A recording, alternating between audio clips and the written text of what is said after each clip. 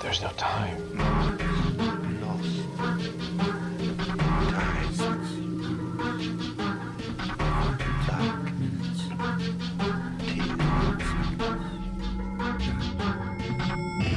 The time is 13 o'clock.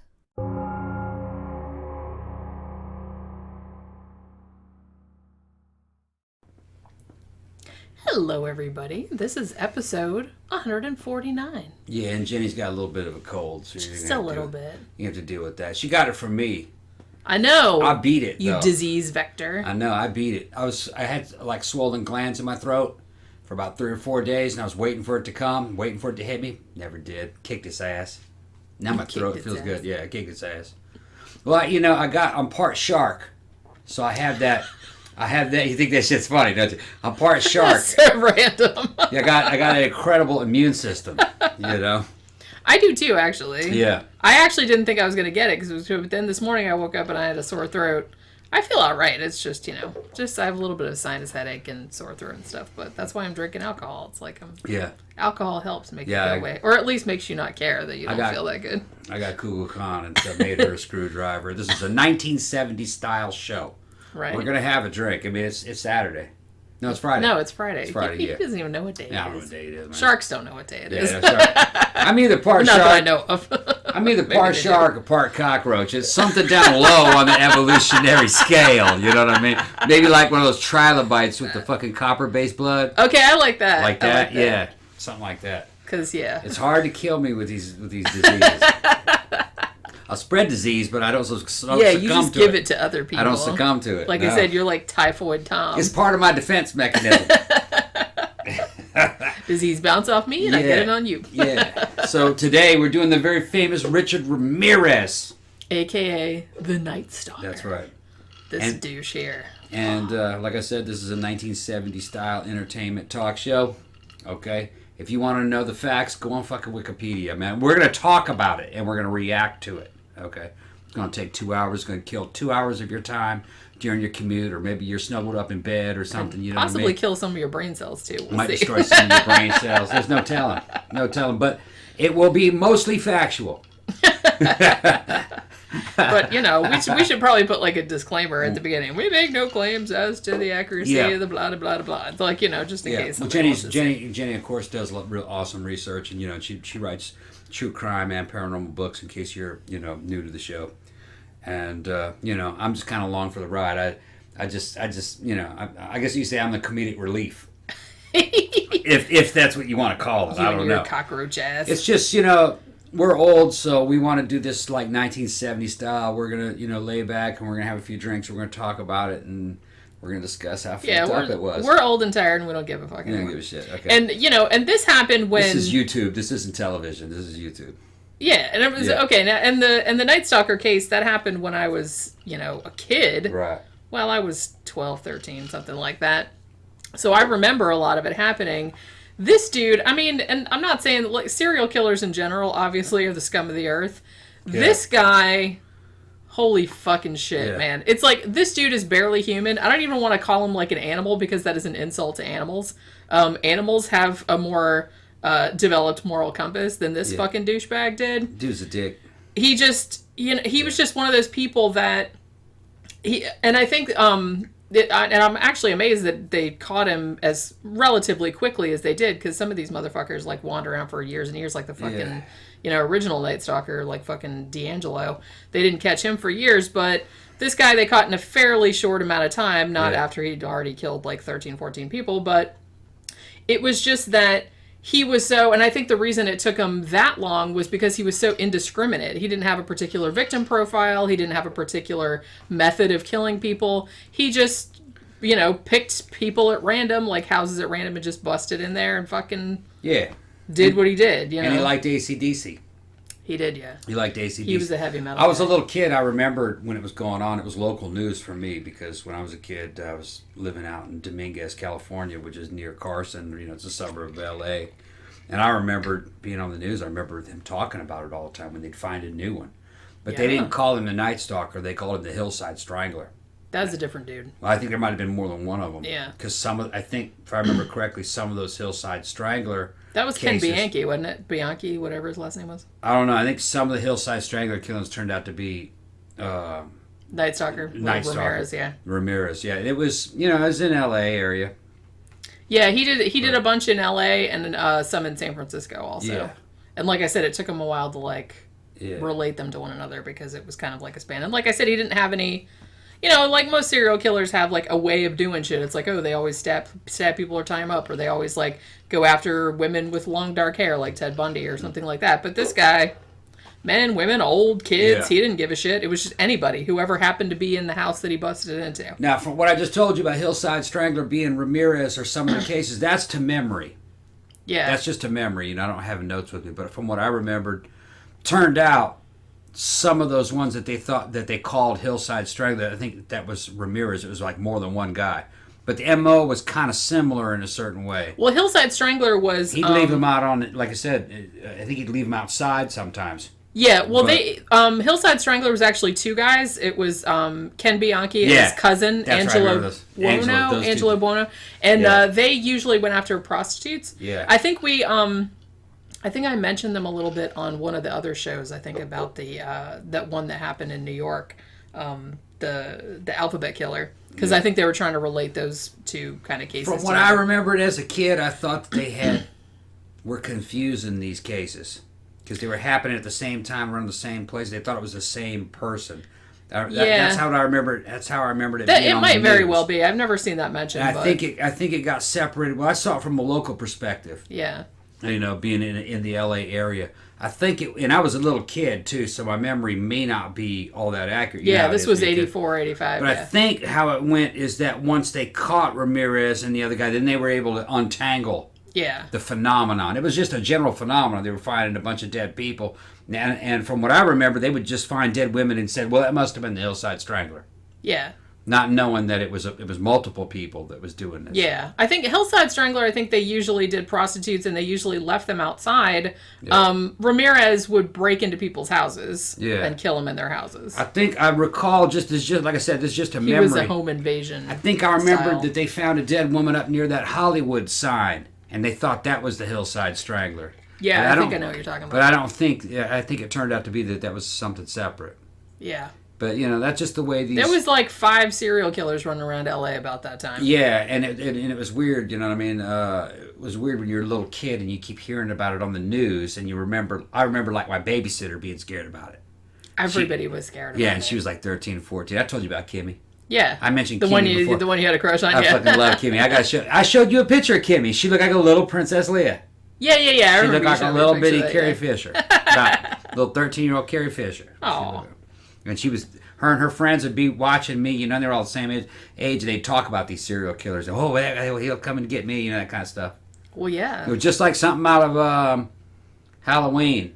Or Friday. That's exactly what it was, and I think that's why everybody was freaking out because it's like I said, I think that it was kind of like a case where nobody felt safe. It's like, oh, I'm not a prostitute, or I'm not the victim profile, or I lock my doors at night. He did not give a single shit. He would just like bust into your house while you were sleeping and just but I remember being shoot your husband in the head, and then he'd rape the wife, and sometimes he'd kill her too, or sometimes he'd leave you alive. I remember being a little kid though. You'd hear it on the local news, and a deceased woman was found at such.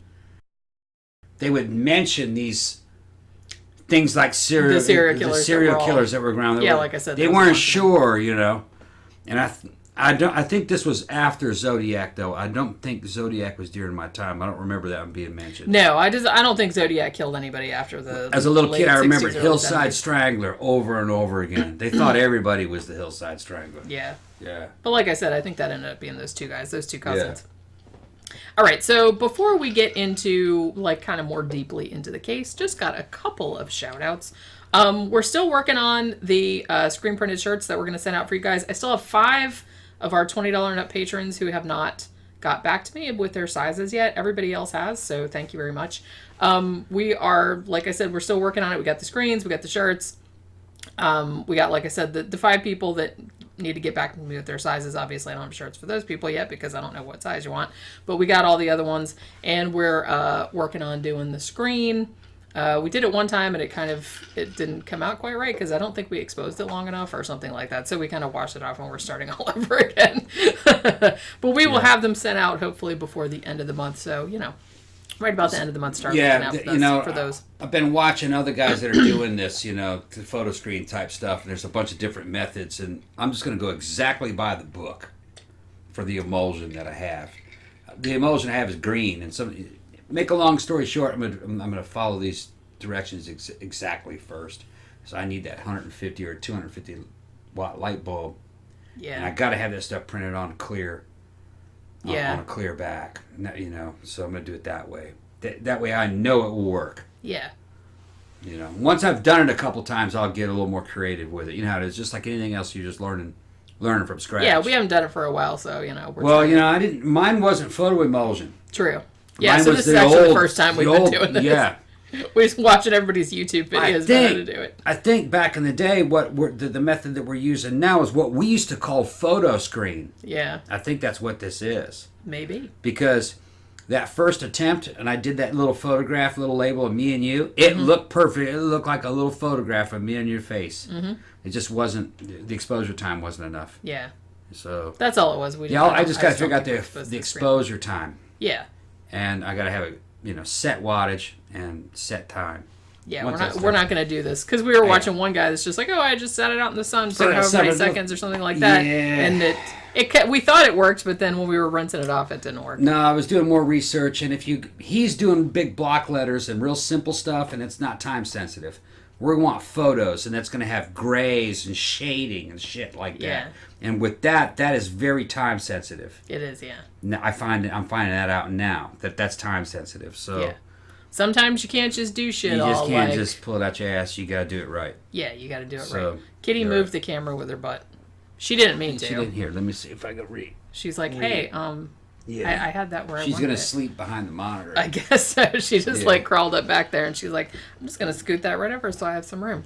Also, I want to thank our newest patron, whose name is Tabitha. Hi there. Thank you very much, Tabitha. Thanks. Also, one of our former patrons, Justin, increased his support during this last week. So also, thank you very much, Justin. Yeah, that's super rad. I want to thank you guys. We're monetized now, but really, how the way they pay out, you don't really get anything from monetization. Not a lot. But... we'd be lucky to make $100 a month. But we do have fans out there, and really the great thing about Patreon is that we got some fucking badass patrons. Yeah, they come and go. That's fine, man. People lose their jobs. Yeah, shit happens. I understand that. We don't expect somebody to be a patron for life. That's not realistic. But we always seem to have real good patrons that are high-paying patrons. We got a lot of $20 patrons. Well, honestly, and it's like, I'm not trying to kiss anyone's ass or anything like that, but it's like, we have like really cool fans, man. Yeah. Like, I read a lot of you guys like YouTube comments and stuff, and I try to answer all of them. Like, I can't answer all of them like as lengthy as I would like to, but some of the like comments you guys make, especially with the movies and about some of the topics that we do and stuff like that, it's just like, it's really cool. You guys are like super, we got a whole like little community into going. The show. That's pretty rad. You guys are into the show and you guys know us and you forgive us for my failings. For your failings. Yeah, and I love all that shit, but oh, he's starting already. Yeah, starting already. I'm starting to roll. Well, look at that shit, man. Like I said. Oh, damn. If you guys want to have it, we do drink during the show, and that upsets some people. But if that upsets you, go ahead and check off. Go ahead and unsub. You know what I mean? It's going to be a factual and fun show. To help you through your day. I mean, we know what you guys are doing. Listen to the show. You're doing housework or you're working, just trying to kill time. But it's going to be an awesome show. And, we might lose control with some of this alcohol every now and then, but it's still a cool show. One of these days, I feel like you'll have enough of those and you'll just start running around, like flailing your arms around like a monkey. I mean, that would be... No, I ain't had that much. No, I'm not that fucked up. That's true. I don't think I've ever seen you flail your arms around like a monkey. This is the first show of the day, though. There's a couple times where I'll do a couple of movie reviews. Yeah, and sometimes then the show, we do a movie review and then I'm the drinking show. Through all that, and I'm fucking alone. And then by the time, because that's like 3 hours, and then by the time we get to the end of that, he's just like really coherent. There's some people in the comments going, Tom, I don't really know you, mate, but you seem different this time. And then he comes back, oh, okay, yeah, you said it with gusto. You're loaded. Yeah. Yeah. But yeah, that's going to happen. It's Friday night when we're recording this, but this is the first one we've recorded. Right. This is my first drink of the evening. Yeah. You know, I've only had like a little bit of it, so I'm still pretty... The show's for entertainment I have a cold, purpose. but, you know. The show is for entertainment purposes. It is factual. Okay, there's a lot of fact in there, but there's going to be also a lot of entertainment in there. And that's how this goes down. You know what I mean? We're just putting on a good show. Well, hopefully. Yeah. All right, so... I want to mention one thing, though, before we get into the show. They're coming out saying... This is in the big newspapers and the news. They're even having a thing in front of the Senate telling them that, yes, pilots are seeing UFOs, that UFOs are reality. I had heard that that they were actually admitting it. That UFOs. Well, now, wait. I've been saying this, people. I've been saying this. Okay, Not all those cases are real. But there is But the phenomenon. fact that they're just admitting that, like, people are seeing UFOs, that doesn't necessarily mean they're extraterrestrial. I mean, UFO just could mean we don't know what the fuck that is. The vast majority of them are not going to be extraterrestrial. Well, yeah, that's but some of them just can't be explained by any other means. Some kind of extraterrestrial thing, I'm going to say. One of these days, and I'm telling you right now, as long as I've known him, he will, every now and then, he'll be, like, looking out because we have, like, sliding glass doors, like, in our room, and sometimes we'll, like, put them open at night so we can see the stars and stuff.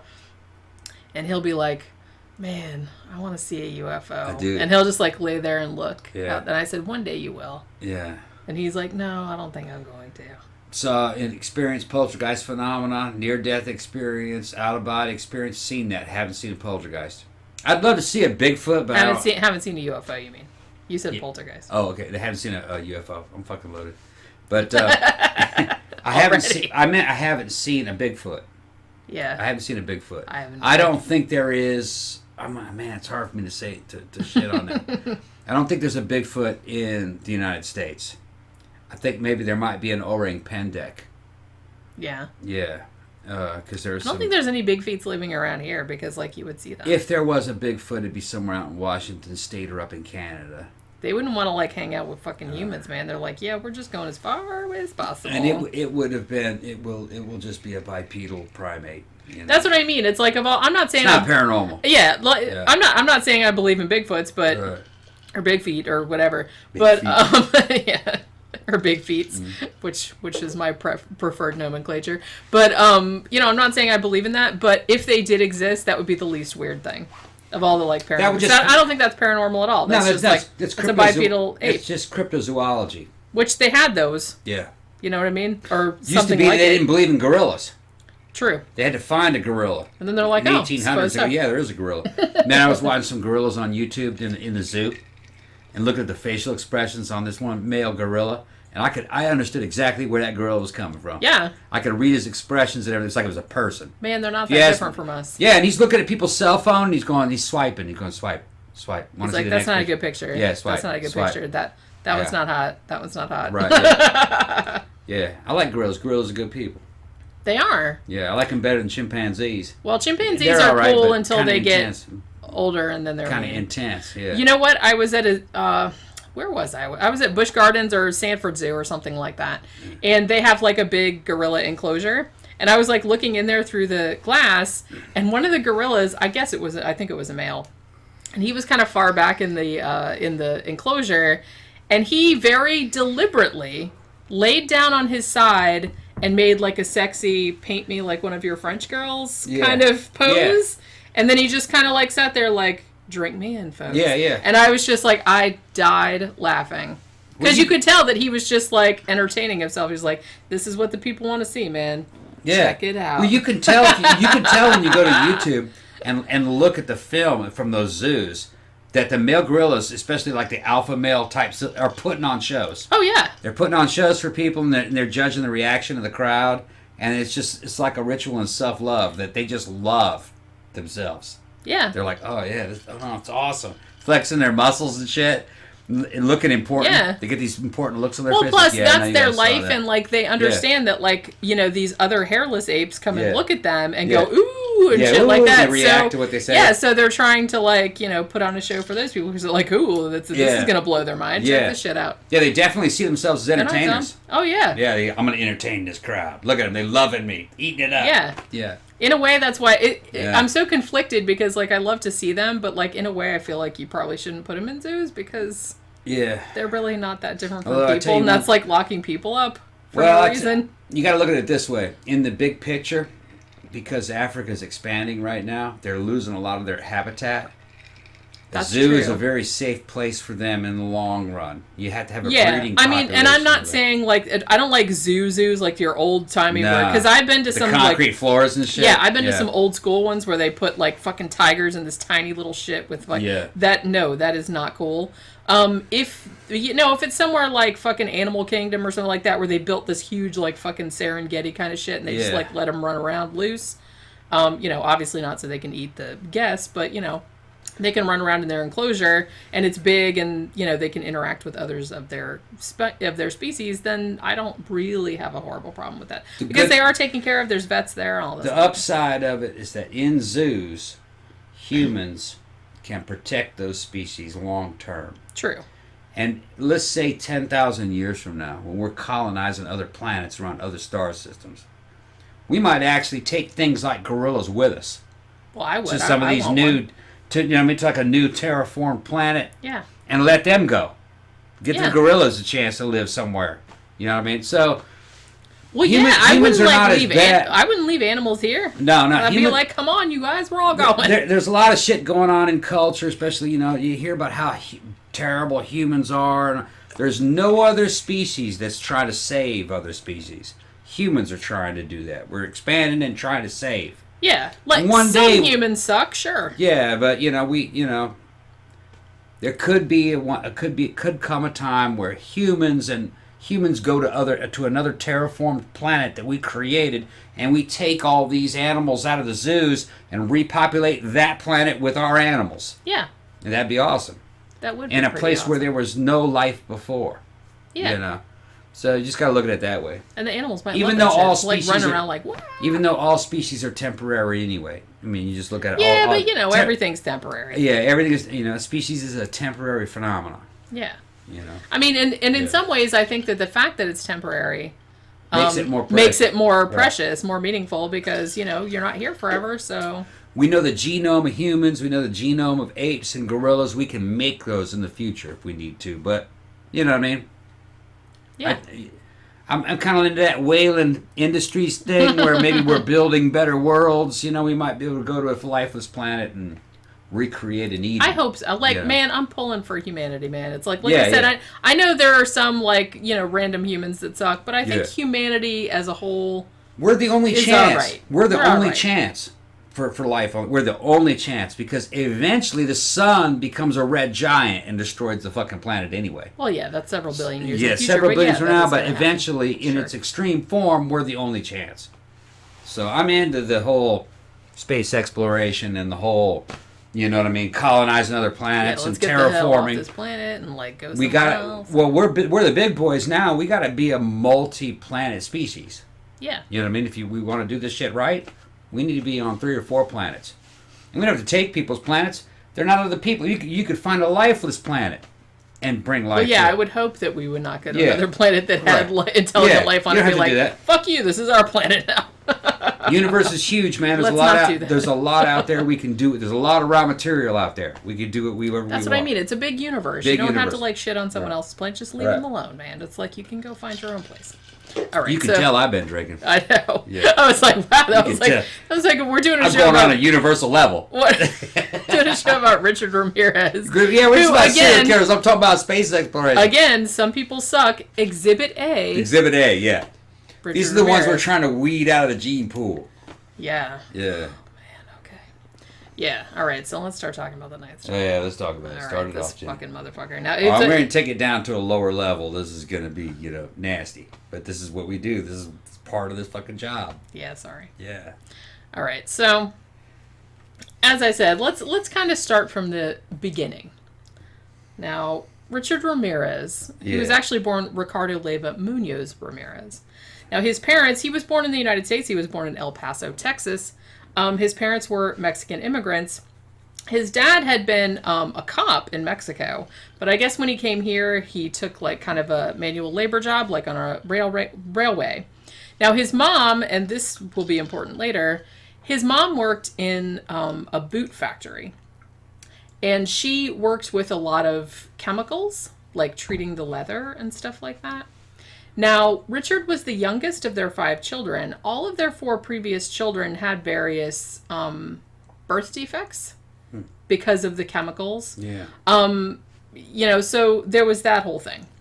Now, the strange thing is that when Richard Ramirez was born, his mom actually still worked at the boot factory up until she was 5 months pregnant with him, but she had to quit because the chemicals at the plant were causing her to, throw up and pass out. And I heard, I watched this one documentary about it that said the doctors were telling her, oh, well, all these chemicals are happening and there might be something really wrong with the kid and, your body is trying to expel it.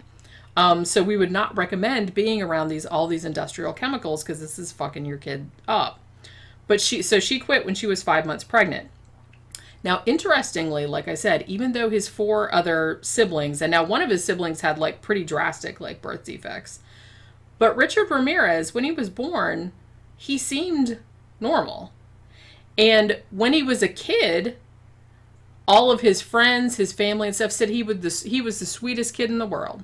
He was like a little angel, they said, which super bizarre. Because usually, serial killers, they're like, oh, they started killing cats and shit like that when they were a kid. But not so much with him. He didn't start getting fucked up until he was in his teenage years. But they said when he was a kid that he was a really nice kid and, totally empathetic and everything like that. Now, some sources have said that his dad was abusive, but I don't know, he would beat the kids with a belt, he would do this kind of stuff, and he was very strict, he was, a strict disciplinarian and stuff, but I don't know, because I know, some people, spanked their kids and stuff, and it's not... That won't make you a serial killer. That's what I mean. I don't think that had anything to do with it. Now, another interesting thing about Richard Ramirez, though, and this is something you see in a lot of serial killer cases...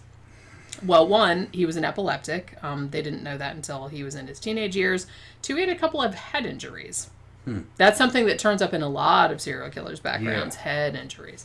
That gives you kind of a lack of impulse control. That definitely seemed to be the case here. Yeah. So, as I said, he didn't have a messed up childhood or nothing like that. It was they were kind of poor, they were working class and stuff, but... Their parents were, worked very hard and they tried to provide for their family. They did, the kid, his brother, who I think was one of his brothers who had the birth defects. I mean, they paid for all these operations and stuff for him to get better. It was some kind of orthopedic. I guess he had club feet or something. I'm not sure. What is a club feet? It was his it was some kind of issue with his feet being turned in or deformed or something. All right, I didn't know what that was. So they had a bunch of they gave him a bunch of operations for that, which were very expensive. So obviously, this was a loving family, so it wasn't super messed up. So. So you're talking about just a regular California... They're just a regular... Well, no, it was family. Texas. It was Texas. Oh, they lived in Texas. Okay, so just a regular working class Texas family. Nothing unusual. Yeah, there was really not much unusual at all. Okay. Like I said, Dad was very strict. They were rather strict Catholics. Yeah. But by all accounts, their mother was a very loving person. It's she... doted on the children. They all loved her. They all loved each other, all the siblings and stuff. They all got along. They protected one another just like a normal family, Nothing super weird. Right. So,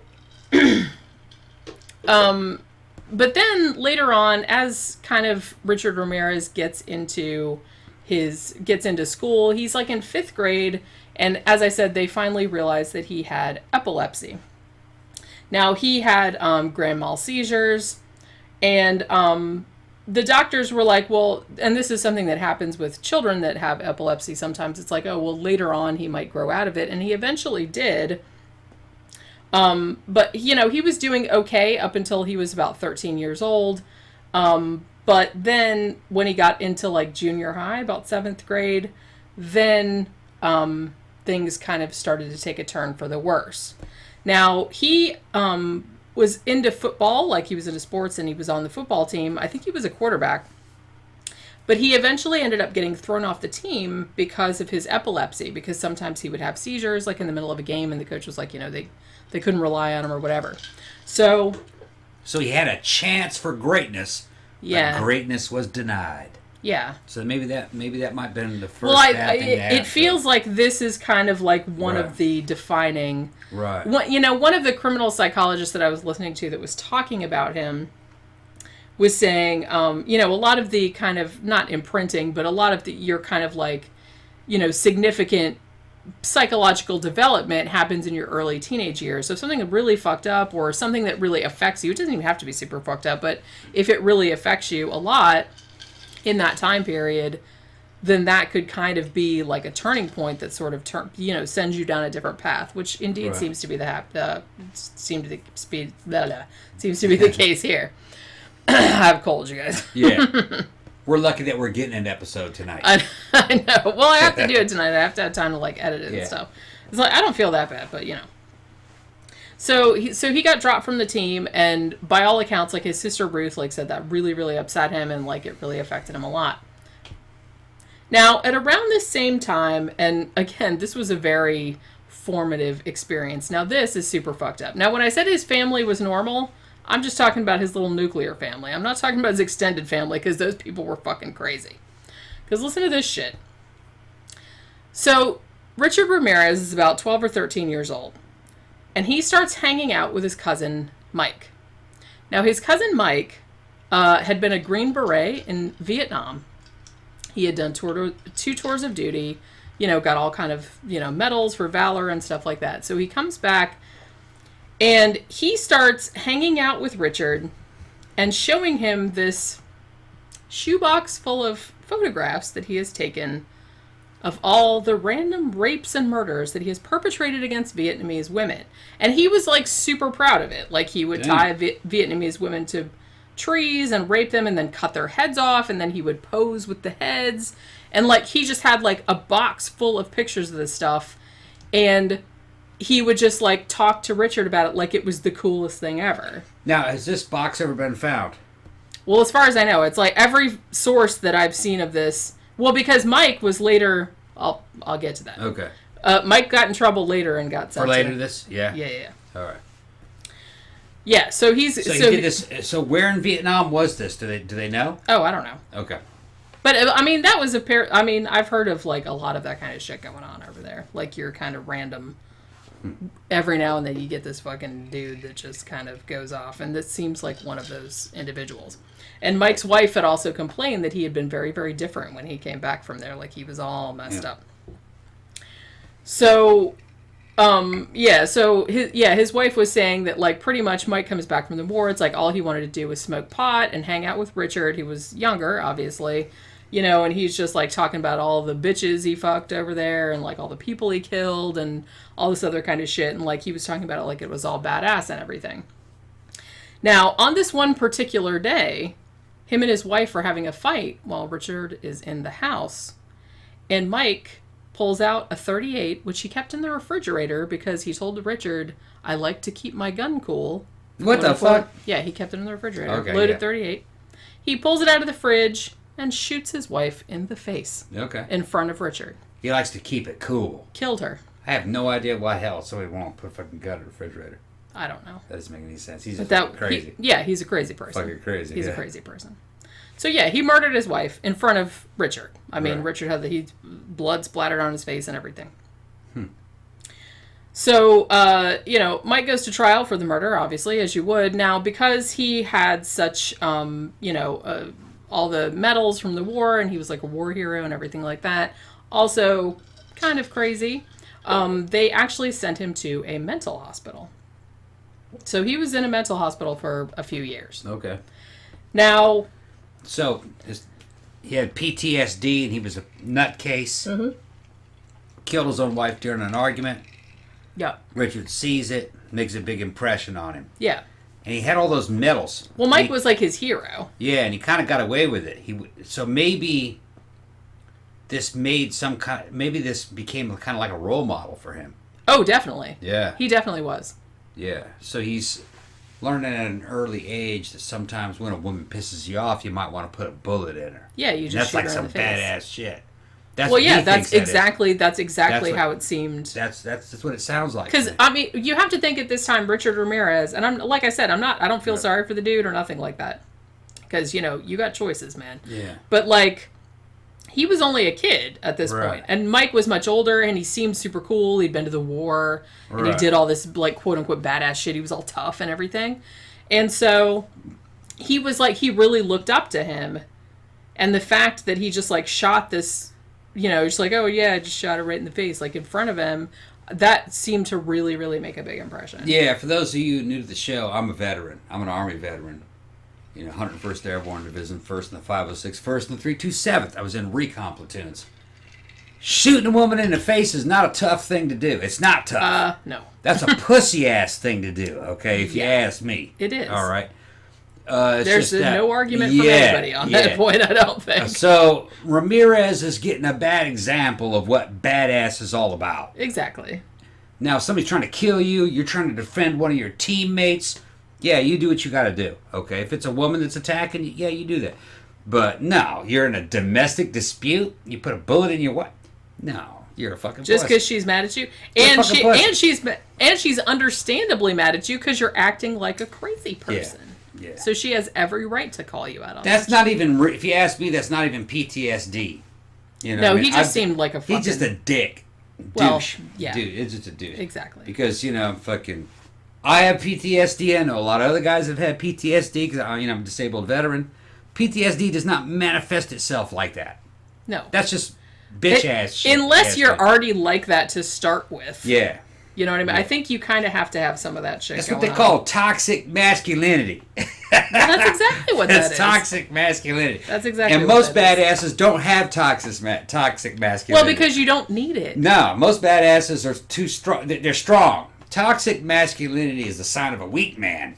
Well, yeah, because if you have to go around telling people what a badass you are, and you are not a beating up badass. women to prove your dominance, then you're a fucking pussy. That's what I mean. That is not badass in the least. No. If you're really a badass, you don't have to tell anybody you're a badass. Everyone just knows. A true alpha male just basks in the love that he is given.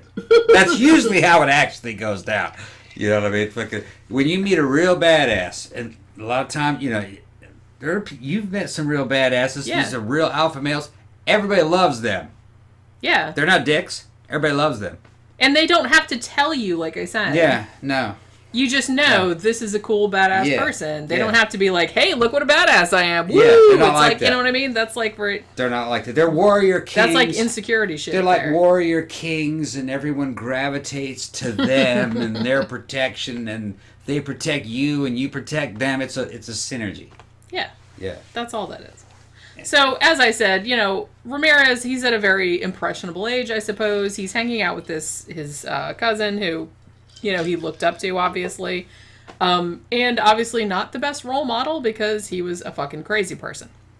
So Mike is put into a mental hospital.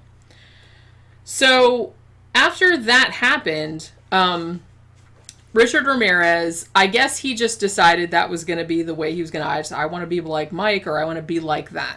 Yeah. So he had actually been doing okay in school before that, like, you know, just average or, you know, maybe a little bit better than average. But after that, he just said, fuck it, I'm not interested anymore. He just started, like, smoking pot. He's only, like, 13 at this point. And all this other kind of shit. Then he goes to L.A. Like I said, he was from El Paso, Texas. He goes to L.A., and he starts living with his brother Ruben for a little while. Now, his brother Ruben was also a criminal. He ended up being, he was like a burglar, also a heroin addict. So that was, again, really no good role models. Yeah. You know, other than like his mom and dad, who I guess were probably pretty decent role models. But when he got like into his early teen years, it just seems like getting influenced by this is like the textbook definition of like falling in with a bad crowd. Yeah. This is like falling in with the worst crowd that you could possibly fall in with. So he's living with Ruben. That's like all they want to do is like they're just breaking into houses and stealing shit and fencing shit so they can like buy their next, you know, buy the drugs or whatever. So eventually he goes back to El Paso. And of course, I mean, understandably, his dad is like, what the fuck is going on with you guys? It's like he just can't believe, you know, what wastrels his children have become. So it just makes him like super sad. And then they start having like all of these conflicts and stuff, like, you know, as you would, because his dad wanted better for him, obviously. and it didn't really work out. Richard kind of saw his dad as like a lot of teenage boys do. It's like, you can't tell me what to do, blah, blah, blah. So it was kind of that whole kind of thing going on.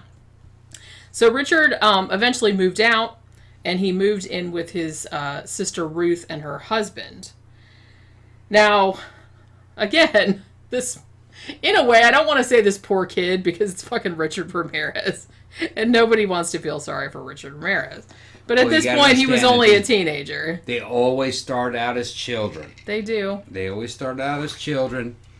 And, you know what I mean? But the children that are abused in this way, eventually they become monsters. Yeah, it's sad they because... start off as children, yeah. Because it's like there's so many points where... But I've known some badass kids in my life, too. Well, yeah. There's so many points when it could have gone a different way.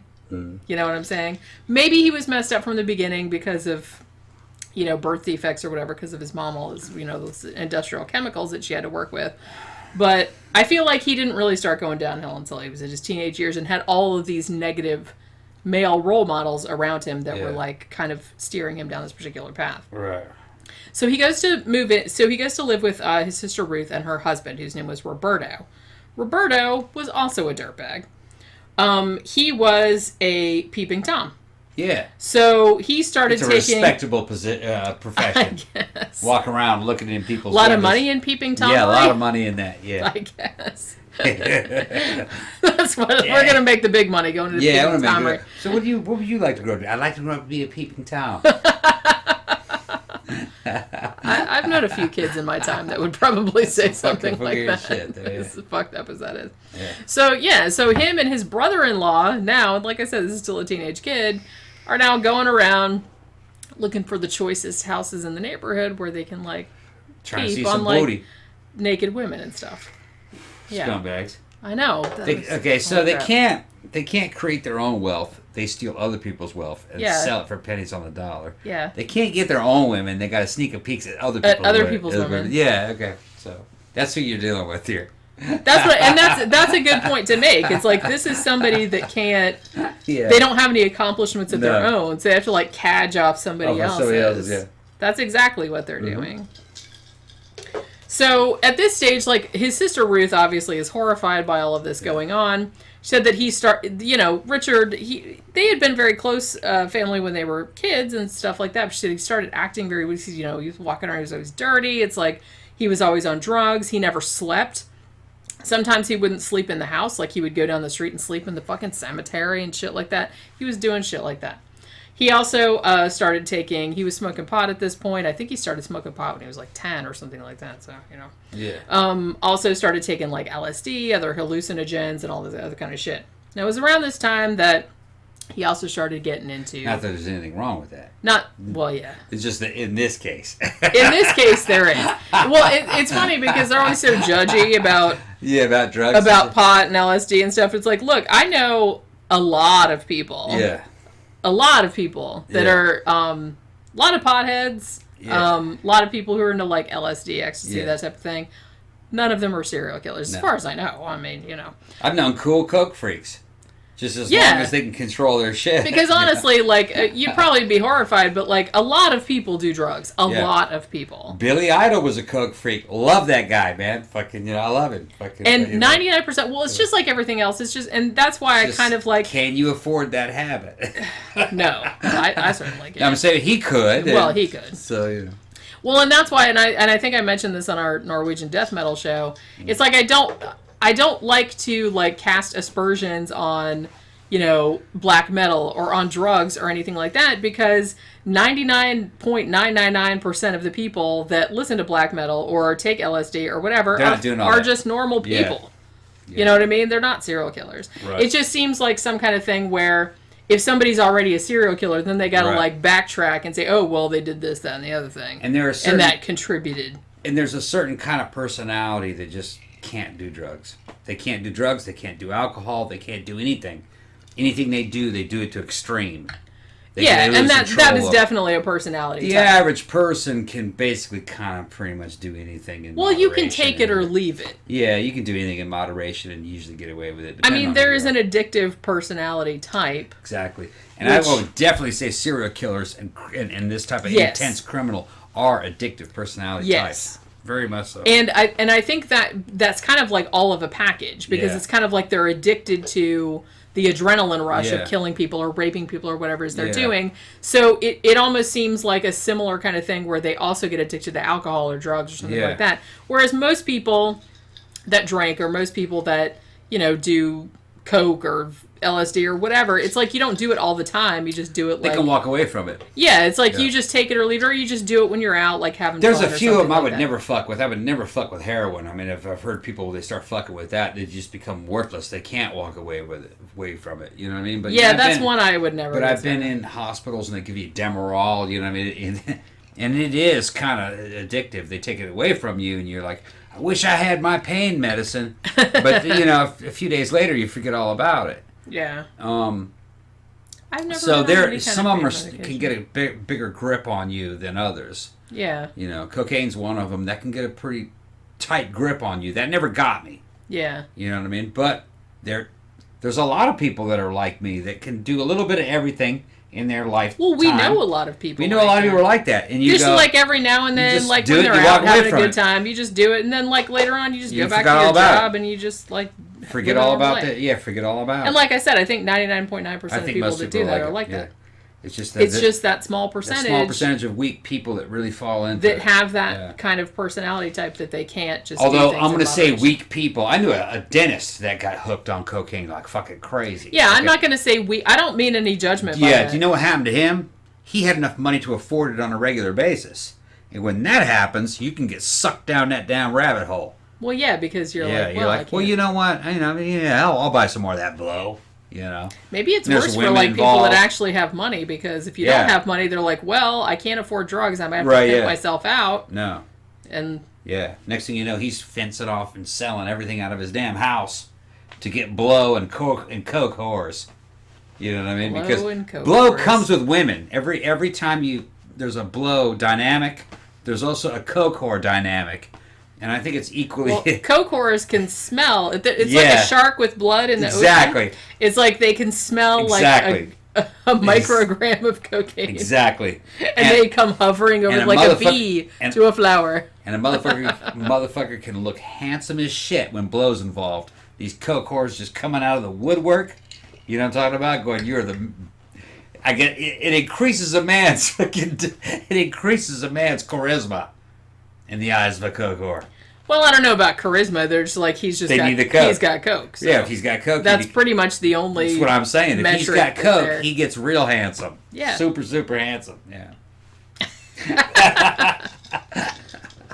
I know where you're coming from.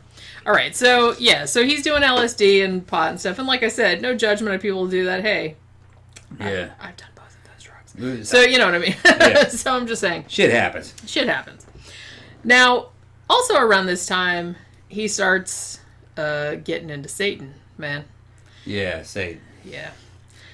Satan's gonna happen sometime. Well, back in the 70s, Satan would happen. I'm just gonna tell you. Remember, like we should do like a back when Satan had mystique. Yeah. You look at the shit now and it's played out. Hard to be a Satanist. Yeah, so today. It's like Satan. It's hard to be a Satanist in a world filled with atheists. Well, that's why the Satanists now are actually atheists. It's just like a symbolic kind of thing. Just to Danzig's holding his head low right about now. Carrying his cat litter. Carrying his kitty litter out to his car. Poor Glenn. I'd say, like, why'd everybody pick on him? I'm like, what? He's just buying cat litter. People got to buy cat litter. That was just that one photo. I like Glenn. I do too. Yeah. This, people. He's kind of a douche, but like people pick on him and stuff. I'm gonna judge Glenn just by his music. There was one time I was watching Glenn, just back in Boston, a place called it was called Avalon, either Avalon or Axis. I forgot the name. Near Fenway. I'm fucking at the front of the crowd. Next to me are some Japanese schoolgirls. They're still wearing those 1950s shit. You know what I mean? Because like school uniforms? Yeah, like school uniforms, but they're the new college students, freshman college students, and I'm fucking jamming out the fucking Danzig. Typo Negative opened up for him. It's a good show. I like Typo Negative. Yeah, and fucking Glenn's up there fucking singing, man, and I grab him by his boot. All right? And satanic energy went up my arm. Like that. Glenn fucking looked down, kicked my foot. He's like, why are you, like... Don't grab it. No, he didn't. He let me grab it. Look at my foot, motherfucker. I was fucking, yeah. It was, I would do that too. I'm like, what the... No, he was fucking into the whole show aspect. He was roided out and everything. It fucking looked good. That was Glenn at his fucking height. Yeah. Yeah, it was a good show. Loved it. It's sad that like all I can think of now is that picture of the kitty litter. Well, it just because so many people have there's videos of him being knocked out by a big old fucking I know, I've seen it. Fat motherfucker, you know what I mean? But anybody can knock out anybody. Although I admit I did laugh. Anybody can knock. Sorry, Glenn. You sneak somebody and hit him in a sweet spot, you can knock out anybody. But I respect Glenn. I like Anthony for what he does, yeah. And I like the Misfits back in the day, Right, so Samhain. Yeah. Or Sowan, if you want to be like fucking... Yeah, Samhain. Yeah. If you want to be all pedantic about it. Yeah. Yeah, so, again, Satanism. Mm-hmm. So, alright, so when Ramirez is in high school, he gets a job at a hotel, which means they give him access to the master key, which is not a good thing. Because he got into, like, the whole peeping Tom thing, so what he starts to do is he starts, like, opening the women's... hotel rooms and like watching them like while they're looking through the windows and shit. Now there is one case and the people that were the victims of this are not named, but what he did was he opened up this one woman's room. There's this couple that was staying at the hotel that he worked at. He used his key, he opened up the room, and then the woman was in there by herself. He sneaks up on her, he surprises her, tied her up, and started to rape her. Her husband comes into the room and beats the ever-loving shit out of him, as you should. Like a man does. Right? Now, like, they turned him over to the police. Now, sadly, the couple were from out of town, and they didn't press charges because they didn't want to have to come back to town and, like, testify and shit like that. That could have fucking stopped a lot of shit, though. And, well, he was only 15 years old at the time. He was a juvenile. So they were just like, we don't want to, like, be involved in that kind of shit. I don't know if he completed the rape or if he was, like, in the process of doing the rape when the husband came in and started beating the crap out of him. But, yeah, like I said, there were so many turning points where somebody could have, like, just beat this motherfucker to death and the whole human race would have been better off.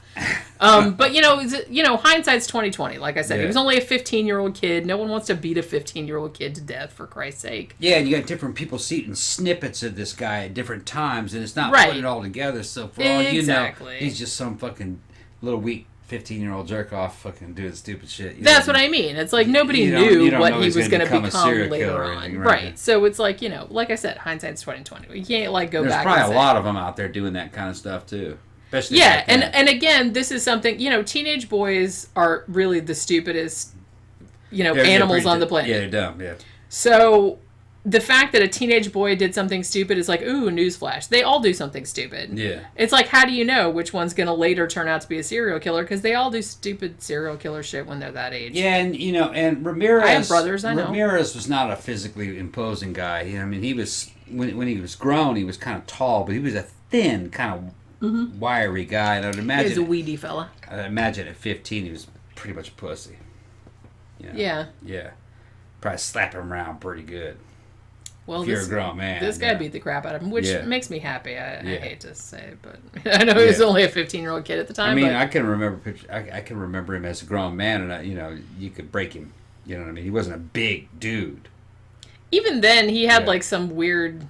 I don't know. He was like some skinny. Face. He had a fucking intense face. He looked like Mick Jagger a bit, like an evil Mick Jagger. But he had an intense face, but it was just his face and his words. Yeah. You know what I mean? He's kind of laughable, though, too. Well, I find that. Because the whole Satanism thing, and I guess he did that to, like, freak out the squares or whatever, but like I said on the Black Metal show. But to me, it just seems very try-hard, and it just seems like, ooh, hail Satan. I'm like, ooh. Yeah. And you're such an edgelord, whatever. That was like back in the day. Back in the day, maybe that would impress somebody. Even back in the day, I was just kind of like, just stop it. Stop it. Well, there was a certain mystique, I guess you could say. You know what I mean? But it's try hard. it wouldn't have worked with me. I'd have folded that fucker up. I wish someone would have. Yeah. Yeah. 13, 14 people would still be alive. Yeah. But yeah. So, okay, so at this point, like, as I said, Richard's only 15 years old. He's only a juvenile. He goes to the judge and he's like, oh, well, you know, we were having consensual sex and then she decided she didn't want to and blah, blah, blah. So they kind of like went easy on him because he was only a teenager. Now, at this point, it's 1977. Now, crazy cousin Mike, the one who shot his wife in the face after coming back from Vietnam, gets out of the mental hospital. He wasn't in there very long. No. Killed her. He did. And got out. Yeah. Okay. Well, they were like, oh, he's a warrior. How many years are we talking about? Shit. Not that many. Yeah. Not that many. Okay. So he gets out in 1977 and starts hanging out with Richard Ramirez again. And by this stage, because, you know, Ramirez has been hanging out with his fucking brother-in-law, who's kind of a peeping Tom and a cat burglar and all that other kind of shit. So he's learned all kind of stuff from that. This whole thing about shooting your wife in the face and then getting out a few years later, that would never happen today. Mm-mm. We're talking about 70s. Yeah. No, not today. I was kind of wondering about that because it seemed like, well, shit, even into the 80s, maybe because I'm just a girl, so I'm kind of more sensitive to this kind of shit, but even into the 80s, it was just kind of like, you know, you shoot your wife, they'd be like, well, she was mouthing off, you know, and like they would still put you in prison, but it wouldn't be as big a deal. You know what I mean? I feel like it wasn't as big a deal. Well, there was. Well, I feel like even movies in the 60s and 70s, there's like dudes were like smacking women around, and everybody's just like, "Oh, that bitch." Well, I don't remember much about that. You know, what I mean, I was around during that time, but I didn't see that. Yeah. So I don't have an opinion on it. But I tell you what, today, you shoot your wife in the face, and they say you're crazy, you're never coming out of it. No. Out of that hospital ever. Well, you shouldn't. They're going to say, yeah, you're crazy, you're not responsible, but you're going to be here in this hospital for the rest of your life. Yeah, we're going to put you in here and dope you up so you're not a danger to anyone else. Right, that's exactly what they would do. Which, good. Yeah. Rightly so. Like I said, this bullshit here about like, oh, he shot his wife in the face, oh, he's crazy, blah, blah, blah. Yeah, and then they let him back out like a couple years later. He's okay. He's clearly still crazy. Clearly. If you're crazy enough to pull the trigger on your wife's face, then you're going to be crazy forever. That's what I mean. I don't know if you can fix that kind of crazy. No. You know what I mean? I don't think so. What's the time? I'm just saying. What's the time? It's probably an hour. It's time for a break. We haven't even started talking about the murders yet. We're going to talk about them in the second half. All right. All right. So we're going to take a break. Yeah. When we come back, because we're still talking about like Ramirez. He's not even 20 years old yet. Holy shit. Yeah. So when we come back, we're going to talk about all of the iconic murders, how he got caught, all that other kind of stuff. So we're going to take a break, and we will be back in just a minute. The Faceless Villain, a collection of the eeriest unsolved murders of the 20th century, Volume 2, includes cases spanning the years from 1960 through 1979, featuring such infamous crimes as the triple homicide at Lake Bodom, the family massacre known as the Good Heart Murders, the serial killings of the Zodiac, Bible John, Jack the Stripper, and the Freeway Phantom, the slaughter of dozens of women and girls along the Highway of Tears and the Texas Killing Fields, and the mysterious death of suspected spy, the Isdal woman, along with dozens of other fascinating and horrifying accounts. Buy it now from Amazon in print, Kindle, or audiobook format. Look who it is, Pookie's in the sink. Hey, oh my goodness. Why are you so tired all the time? Look. This is like, it fits baby Cookie exactly. Wow, I sound really bad. You're just chilling like a melon. I know, that video game is very, very loud.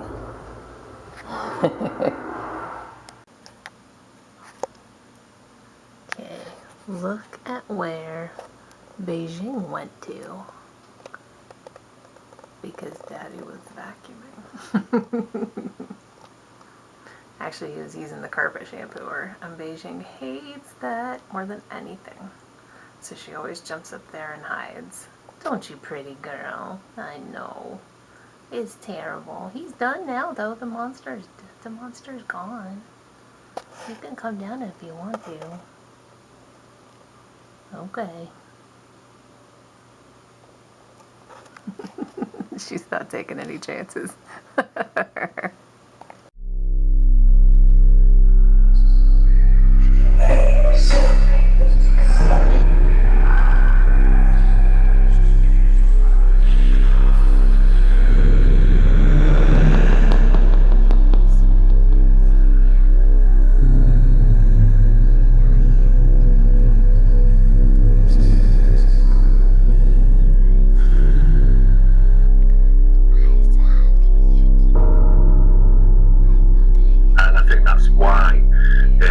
Significant, because we are willing to put pen to paper and conclude at the end of the day that this house is very much haunted and will continue to be haunted for a very long time.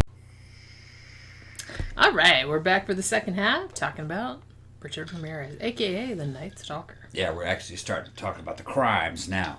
Hopefully we can get this into 1 hour. Well, we were laying the groundwork. Yeah, we're laying the groundwork. Hopefully we can get this done in an hour. We'll see. We'll see. It's a lot of material. If you don't go off on a lot of tangents. Although everybody That's likes my job, the tangents. Though. Everybody my likes job the to go on a tangents. tangent. Yeah. I don't mind the tangents sometimes, right. But Kitty's butt is moving the camera again. So. Is she? Okay. Yeah. Got a cat back She's there. like, what? Cat is the cameraman. She decided that she was Yeah. going to, like, hang out behind my laptop, and Yeah. her little butt is, like, scooting the camera away from there. Okay. So, Richard Ramirez turns 18 in 1978. So, he finally leaves Texas for good, and he goes to Los Angeles. Now, at this point, like, pretty much all he gave a shit about was doing drugs, listening to heavy metal, Satanism, all his weird, like, sexual fantasies, etc., etc. So he goes to stay with his brother, Ruben, like I said, who was the one that taught him all the thievery and peeping Tomery and whatnot. So they lived together for a while until most sources say they had an argument about Ruben's wife. I'm assuming it was something like Richard Ramirez was like, hey, can I rape your wife? And Yeah. Ruben was like, yeah, no. And No, you then can't that rape was a wife. probably Yeah. what the fight was about. Yeah. I'm speculating. Yeah, and Ramirez's Satanism was a self-styled Satanism. Yes. It's not like he came from, Anton LaVey. Well, he did read about Anton LaVey, and he seemed at first to, like, kind of want to get into that, like, into the kind of the more organized Satanism. Yeah. But then he decided that... That was for pussies. Too many rules. Well, yeah, like, he was going to do his own thing. Right. And, one thing about him is, like, I can't really say. I didn't know the dude. But he did seem to genuinely... I mean, he grew up Catholic... So he did genuinely seem to believe in Satan as an actual being that was going to, like, protect him and shit. He did seem to really believe that, or at least he seemed really adamant about saying that. Right, so his version of Satanism was kind of like the exorcist version of Satanism. Yes. Where, devils are protecting you. Yeah. He seemed to genuinely think that he was going to get away with all the shit that he was doing because Satan was protecting him. Yeah. That's how it came across to me. He didn't seem like the brightest bulb. Right. I mean, but I'm just saying. Yeah. So he did seem to genuinely believe that. So at this stage, him and his brother Ruben have an argument about Ruben's wife. So he eventually leaves. He kind of graduates from marijuana to cocaine, which and PCP, which only kind of like exacerbates his PCP's another laugh already fucked up tendencies. So that's not a happy thing for anybody. He also starts breaking into people's houses, stealing, to support his drug habit. He doesn't have any normal relationships with women. It's just like kind of all prostitutes. At this stage, according to some sources, he did one of his first known attacks on another addict, and he apparently tied her up and raped her several times. So this was kind of like, again, another turning point in his life. Like, he seemed to really enjoy it. He enjoyed, like, having power over someone else. He could do whatever he wanted to her, and she couldn't do anything about it. So that seemed to be something that made a big impression on him. Now, his sister came to visit him, his sister Ruth, when he was in LA. And he, as I said, he did genuinely seem to believe in this whole Satanism thing because he did try to explain to her that, like, this is, like, who I am, and it's, like, this is how I express my thing. She said that he said something to the effect of, Satan represents what I feel. I'm not like other people, clearly. I'm different. I've got a trade. I'm a thief and a good one. I'm not going to any jail. I'm protected. She said that's what he told her. Okay. So, like I said, he really did seem to believe Demons in that are watching out for him. Yeah, that's what he really did seem to think. Okay. Now, his murder spree began... Now, most accounts of the Night Stalker crimes will start in late June of 1984.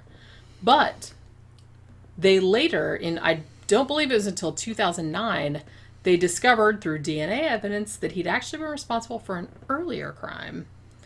So his actual first one happened on April 10th, 1984. And this was the murder of a 9-year-old girl. Her name was Mei Lung. This was in the basement of a hotel that he was living at. And this was in San Francisco in the Tenderloin district. Okay. You know what that means? Those reports of the Hillside Strangler killings that I heard of as a kid living out in California was not Ramirez. I was gone by then. I was gone by 84. So, no, I was wrong about that. Yeah, his Hillside crimes were all Strangler. 84, 85. It was Okay, only like within a 6-month period. Okay. All right. He did like a rampage. All right. So I was wrong about that. Hillside Strangler must have been just the Hillside Strangler. Yeah. Or maybe some other like I ones. said, that was two. It was two guys, but they were related. Yeah. But it must not have been Ramirez. Ramirez wasn't involved. No. Bianchi did some on his own in somewhere else, but... I remember that was going on maybe around 70. Yeah, that was earlier. 78, 77, 78. Yeah, this was mid-80s. But there seemed like there was a lot of those Hillside Strangler killings when I was a little kid. Well, as I said, Los Angeles in the 70s Yeah. and the 80s, there were at least, that I know of, there were at least 5 serial killers running around at the time. Okay. All right.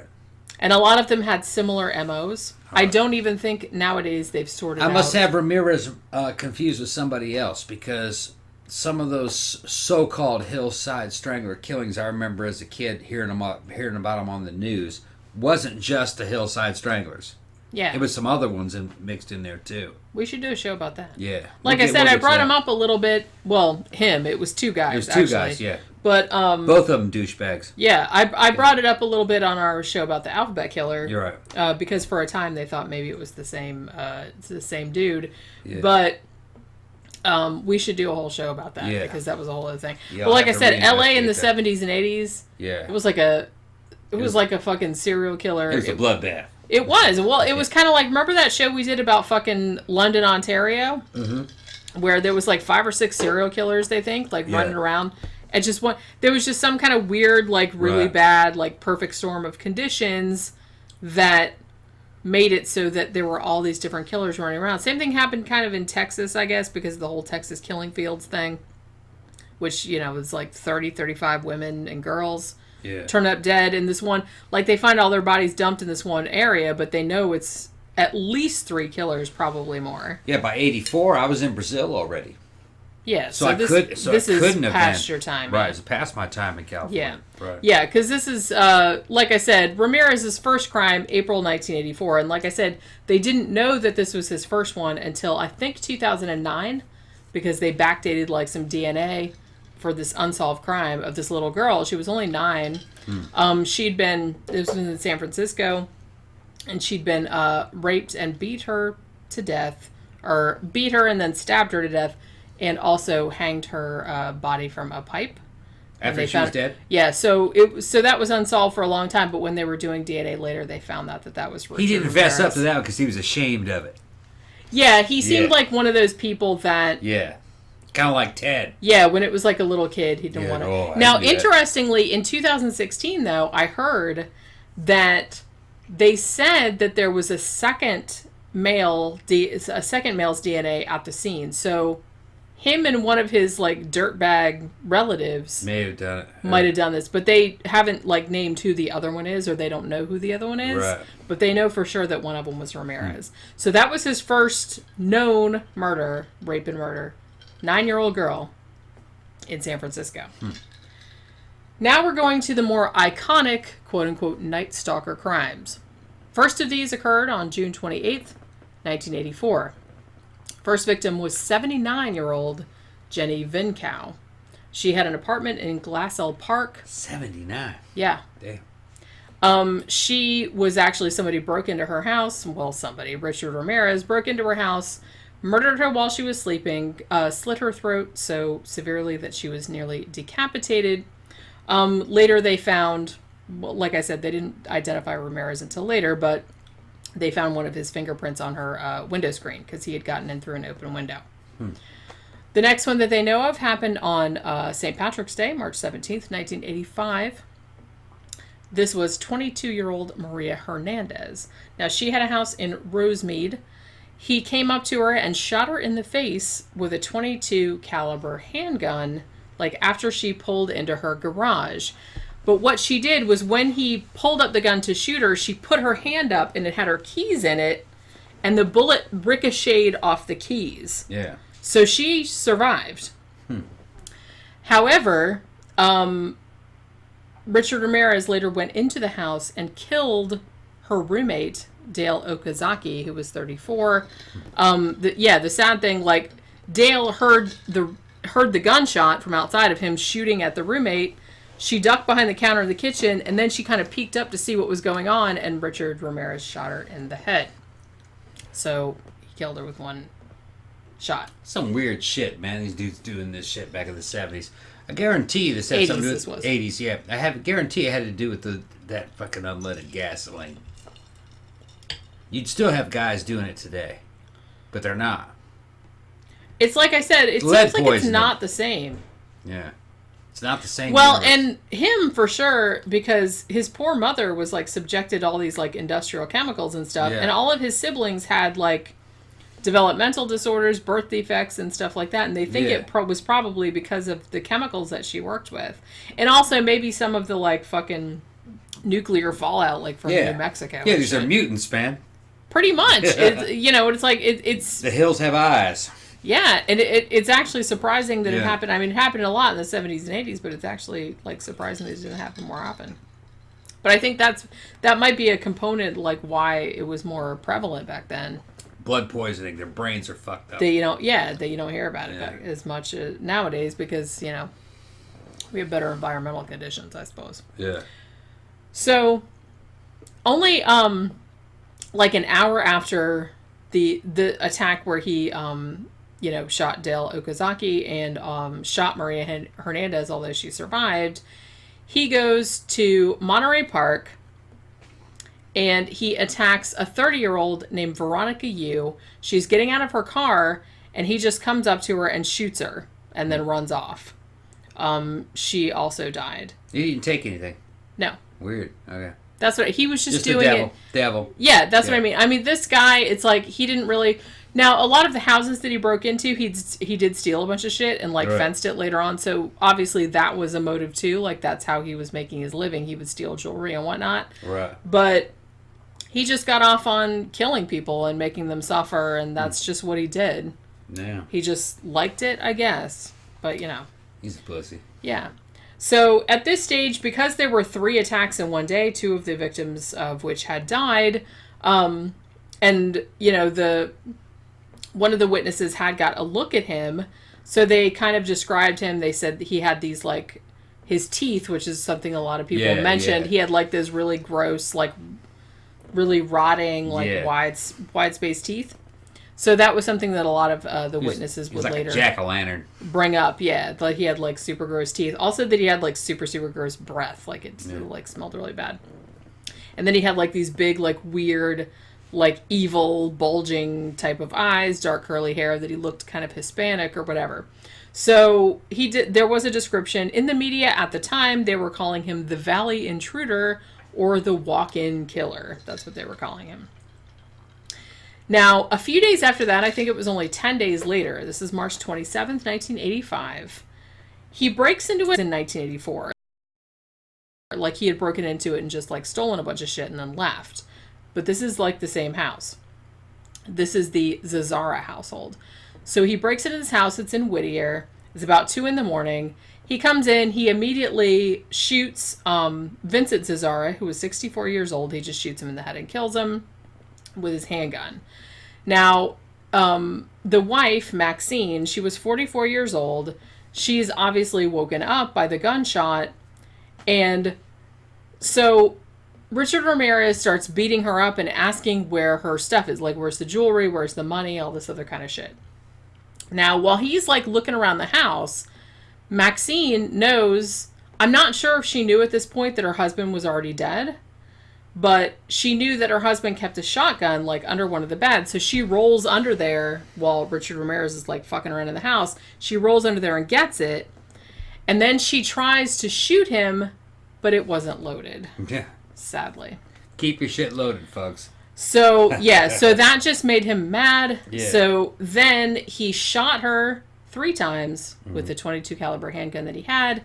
Then he got a carving knife out of the kitchen, stabbed her a bunch of times, and gouged her eyes out. Yeah. And either some sources say he took them with him, some sources say he left them in her jewelry box.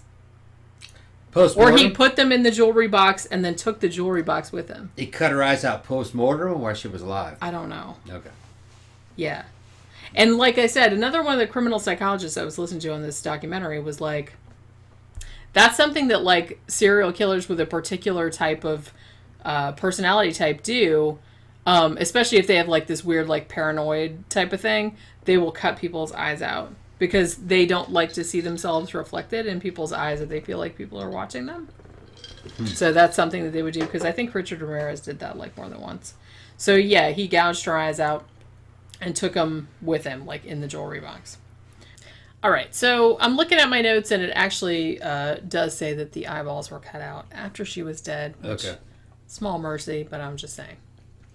So at the scene, police found a pair of footprints, and they had come from this brand of sneakers called Avia. Now, that would be, like, important later on, because that would help them, like, link up all the other crimes.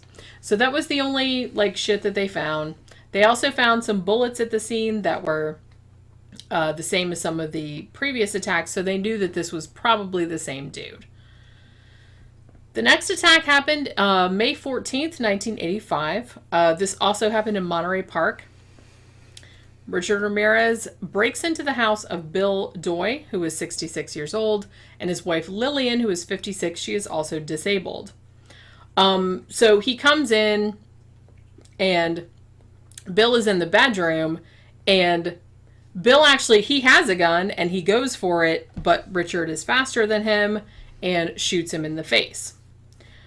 Now, then after he shot him, like, he beat him into, like, unconsciousness. I don't think he actually killed him outright. He died later. But then after that, he goes into Lillian's room and put her in thumb cuffs and then raped her. This is a disabled 56-year-old woman. Damn. Like I said, this guy was not... I think he just picked houses at random and just fucked with whoever was in there. He would just take all your shit. If there was a woman in there, he would rape her. If there was a dude in there, he would just shoot you in the face. Yeah. That's, like, how he operated. He shot the women in the face, too. Well, some of them he did. Yeah. Some of them he let live, which... Okay. I don't know how much, if that'd be much better, but, you know. Right. Now, the next one happened only, like, a week or two later. May 29th, 1985. He has stolen a car. It was a Mercedes-Benz.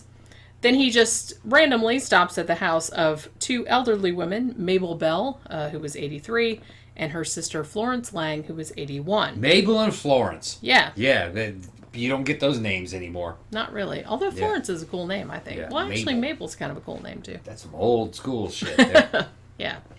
So he breaks into their house. He finds a hammer in the kitchen.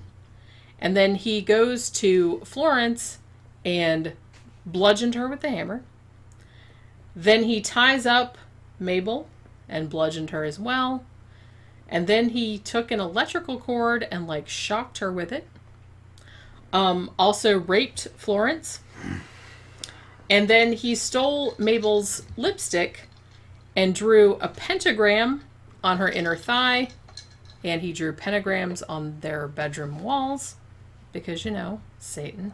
Yeah, because Satan. Yeah. Now, the creepy thing about this was that nobody found these two women for 2 days.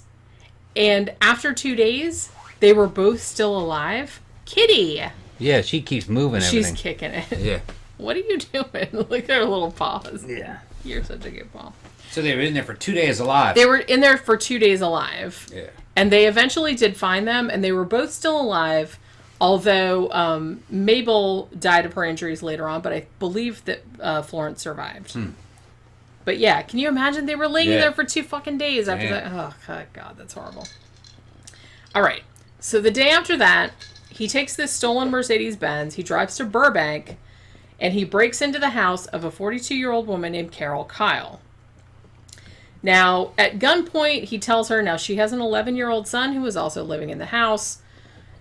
He, tied them together with handcuffs and starts, looking through their house for valuables. Then he tells Carol, he's like, where's all the stuff? And she didn't really know. He then anally rapes her. Damn. Yeah. He kept saying stuff like, and again, this is hearkening back to what I said about paranoid killers. He kept saying, don't look at me, don't look at me. Yeah. And he threatened to cut her eyes out as well, which he had done before. So I guess that wasn't an empty threat. So after that, so he had raped her, but he actually didn't kill her. He actually took off, he took the kid out of the closet and, put the two together with handcuffs, but then he took off. Now, July 2nd, 1985, he had stolen another car. This was a Toyota. He went to Arcadia, and he picked another house at random, and this was the house of Mary Louise Cannon, who was 75 years old. He breaks into her house. She was sleeping. He bludgeoned her with a lamp, and then stabbed her with a 10-inch butcher knife from the kitchen. She was found dead at the scene. Scumbag. Yeah. Yeah. 3 days later, Yeah. he breaks into another house in Sierra Madre, bludgeoned 16-year-old Whitney Bennett with a tire iron while she was sleeping. Then he's looking around in the kitchen for a knife. He can't find one. And then so he tries to strangle her with a telephone cord. And this was kind of weird, but he tries to strangle her with a telephone cord and he sees kind of sparks coming out of it. What? And that freaked him out because he thought, I don't know if he really thought this, but this is what he said. He thought that Jesus was intervening to save her, and he better get the fuck out of there. Damn. Because he was on Satan's team. Yeah. So he thought, oh, well. Sparks coming out of a telephone cord. Yeah. I don't believe that. I know. He's lying. I don't know. I'm just saying I don't think there's enough voltage going through there. But she lived, though. That girl lived. Even though she needed almost 500 stitches to fix her scalp because he had fucked her up so bad. Damn. Okay, so the next one happened July 7th, 1985, which was only 2 days later. He breaks into the home of 61-year-old Joyce Nelson in Monterey Park. She was asleep on the living room couch, and he beat her to death by pretty much just using his fists and kicking her. This was another scene where they found the shoe print from his very distinctive sneaker. They found it imprinted into her face. Damn. So that was nice. So the next ones he did, 2 other neighborhoods. He goes back to Monterey Park. The next one was Sophie Dickman, who was 63 years old. He assaulted and handcuffed her at gunpoint, attempted to rape her and stole her jewelry, and then made her swear to Satan, which was the thing that he did in a lot of his later crimes. Make him swear to Satan. Yeah, so whatever. Make her swear to Satan what? That you wouldn't tell? That you wouldn't tell, or that, I don't know. Whatever the fuck. Okay. I don't know. I'm not going to attempt to get into the mind of these fucking motherfuckers. I don't know what the fuck they're thinking. July 20th, 1985, he, I don't know if this was the same Toyota that he stole before, or if this was a different Toyota that he stole, but this is a different stolen car. So he's going around stealing cars and shit, too. He also bought a machete instead of stealing it, so at least he paid for the machete, I guess, which is something. Then he goes to Glendale. He breaks into the home of Leela Needing and her husband, Maxon. Leela Needing was 66 and her husband was 68.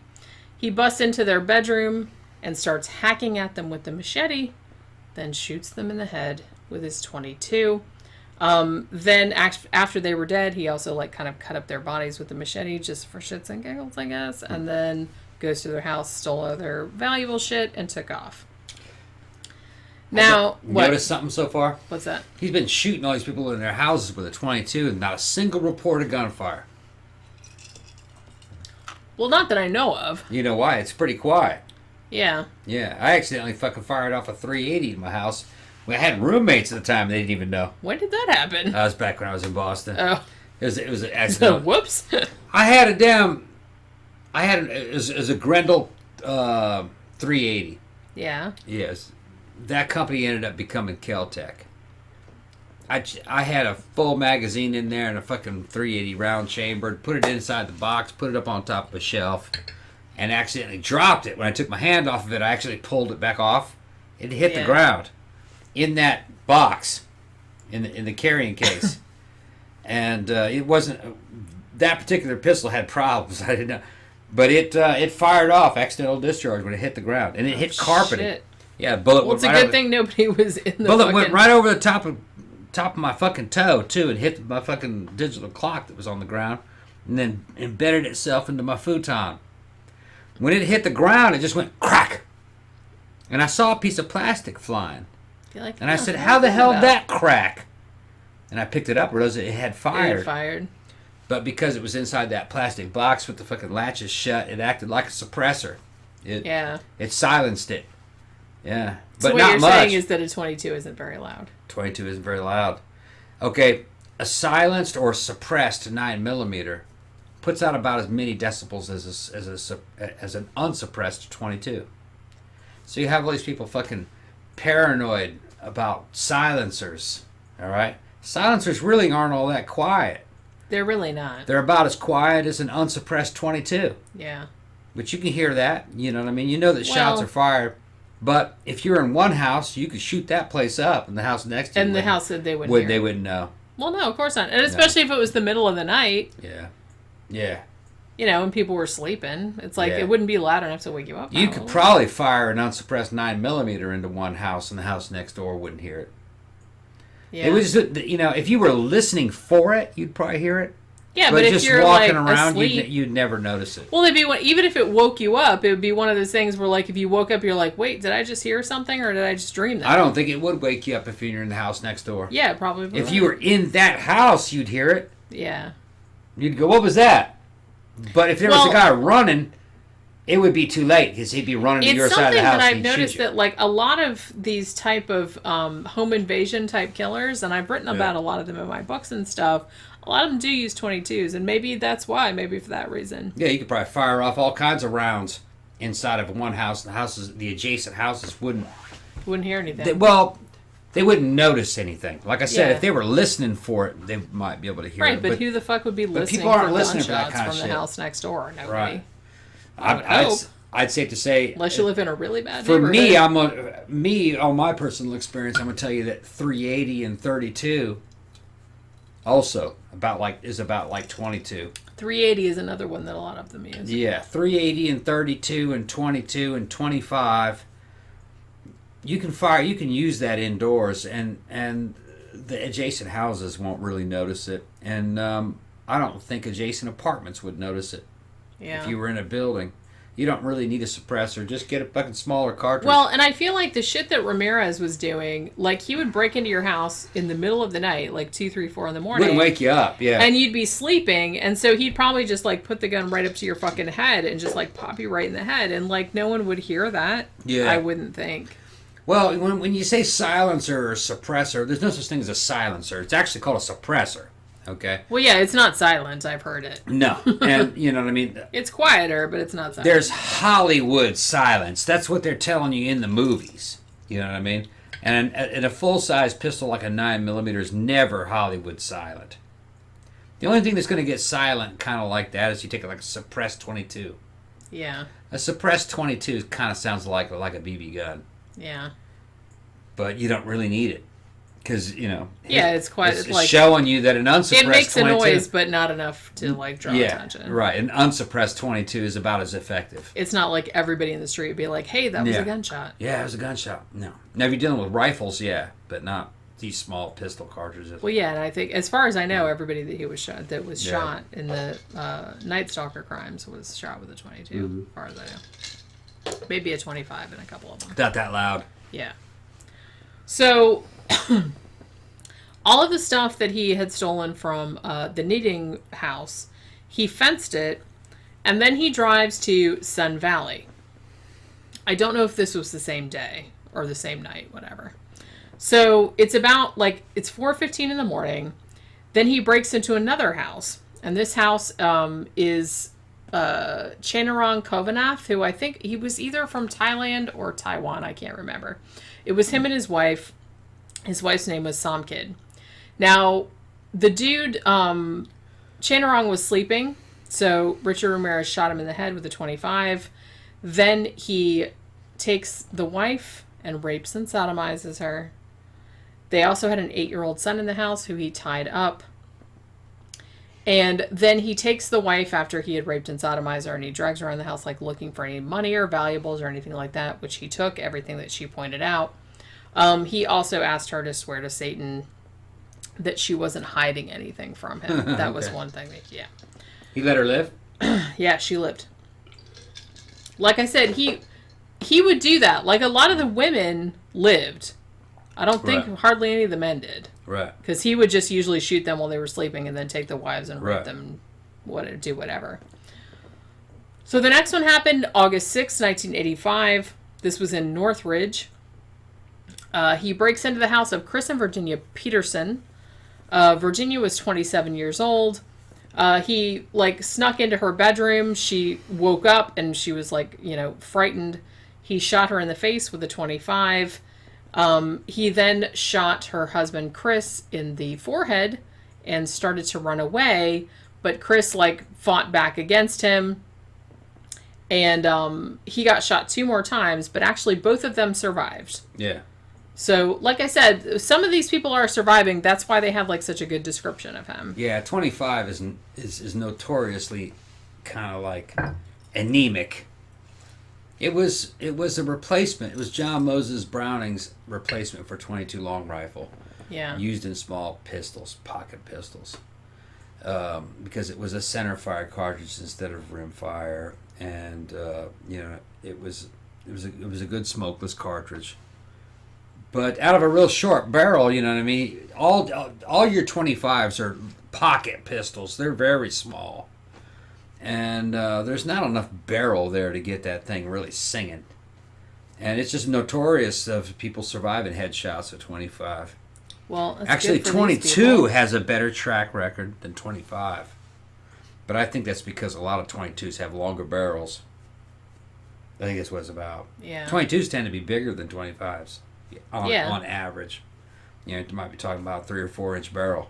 Like I said, of all the crimes that I read about, 22 is pretty much the most common. Yeah, and even on the automatics, you're dealing among killers that shoot their victims. Yeah, the power level is actually the same. The only real difference is the fact that 22 is rimfire, which is an 1800s design. You know what I mean? There's no primer in the center of it. It's more apt to get an oil contamination. But 22s tend to have longer barrels. Yeah. So you're talking about 3-4 inch barrel? So more accuracy. No, more velocity. Yeah. Because it's, the bullets in the barrel longer, accelerating longer. But 25s tend to be little bitty pocket pistols. And once the round's chambered, you're talking about not even an inch a barrel.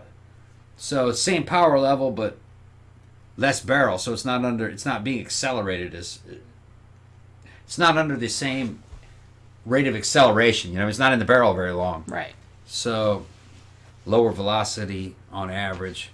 But it's just funny because you hear about, he killed her with a 22 to the head. You know what I mean? But 25 shot him 3 times with 25 and they lived. Yeah. Technically, it's the same power level, but the barrel lengths. Well, like I said, these two, this couple, were both shot. I mean, I believe that Chris Peterson was shot 3 times in the head and still survived. Yeah. And Virginia was survived at least 1 shot in the head. I've owned all these guns, 25s and stuff, little Titan 25, Titan Tiger 25s, and just saw that caliber do weird shit, you know what I mean? Yeah. At any distance, 15 feet, 15, 20 feet, you hit anything solid with it, you can hear boing, that little 25 bullet bounce off of it, you know. Yeah. But, you know, 22s tend to have a couple more inches of barrel. Even 32 is like that. 32, if he doesn't have any barrel length, you just can't get it up to enough speed, you know. Even though I love 32. I had a Colt pocket hammerless 32. Colt 03 pocket hammerless. Nice little pistol. Soviets kind of turned it into a Tokarev 9mm, but I'm going off track. Too much alcohol. Yeah, you got time. Although everybody says in the comment, I like it when you talk about guns, because we have some collectors in the audience. They like it when I start going down that way. But 32 was the old-fashioned 9mm. Really, that was the original automatic pistol cartridge. Very popular, and it's just that that was very early 1900s, and by the time the 80s is rolling around, pocket pistol calibers is 25, little short barrels. Yeah. I'm glad that he had those weak guns, though, like that. Well, yeah, I mean... Because they lived. He did enough fucking damage. Yeah, nowadays, Some of the people did live, although I'm not sure I'd want to live after all the shit that he did, but, All those guns are gone. They're kind of vanishing from the market. Nowadays, you have little micro 9mm. They're very effective.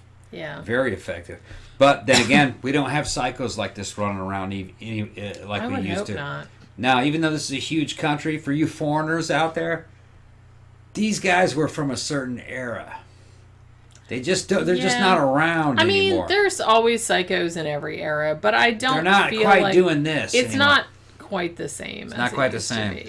I feel like 60s, 70s, early 80s, up until about 1987, 1988, I feel like that was kind of like the heyday. Most of America's gun violence is fucking gang-related. Yeah. Really, there aren't any innocent people involved in it. It's different gangs well, shooting each you other. do get mass shooters, but...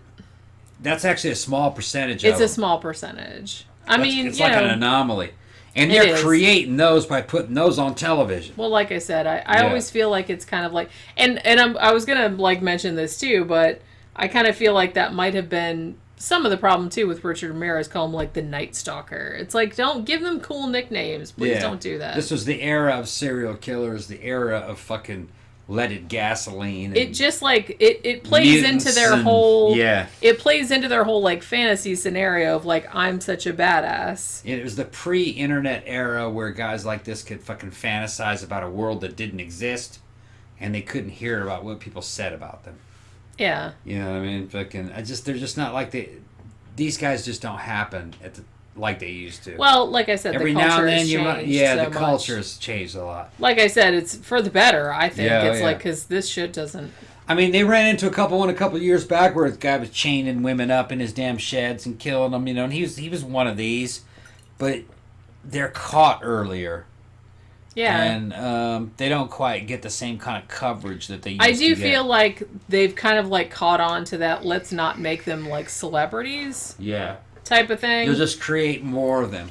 Just make them seem like a pathetic scumbag. That's what they are. That's what you need to do, because that's what they are. That's the same with school shooters. Yeah. They're just fucking... Just make them look like a pathetic scumbag. Yeah, they're dorks. And then no one will want to do that. Yeah, dorks. So, after the attack on the Petersons, which happened August 6, 1985, 2 days later, there was another one.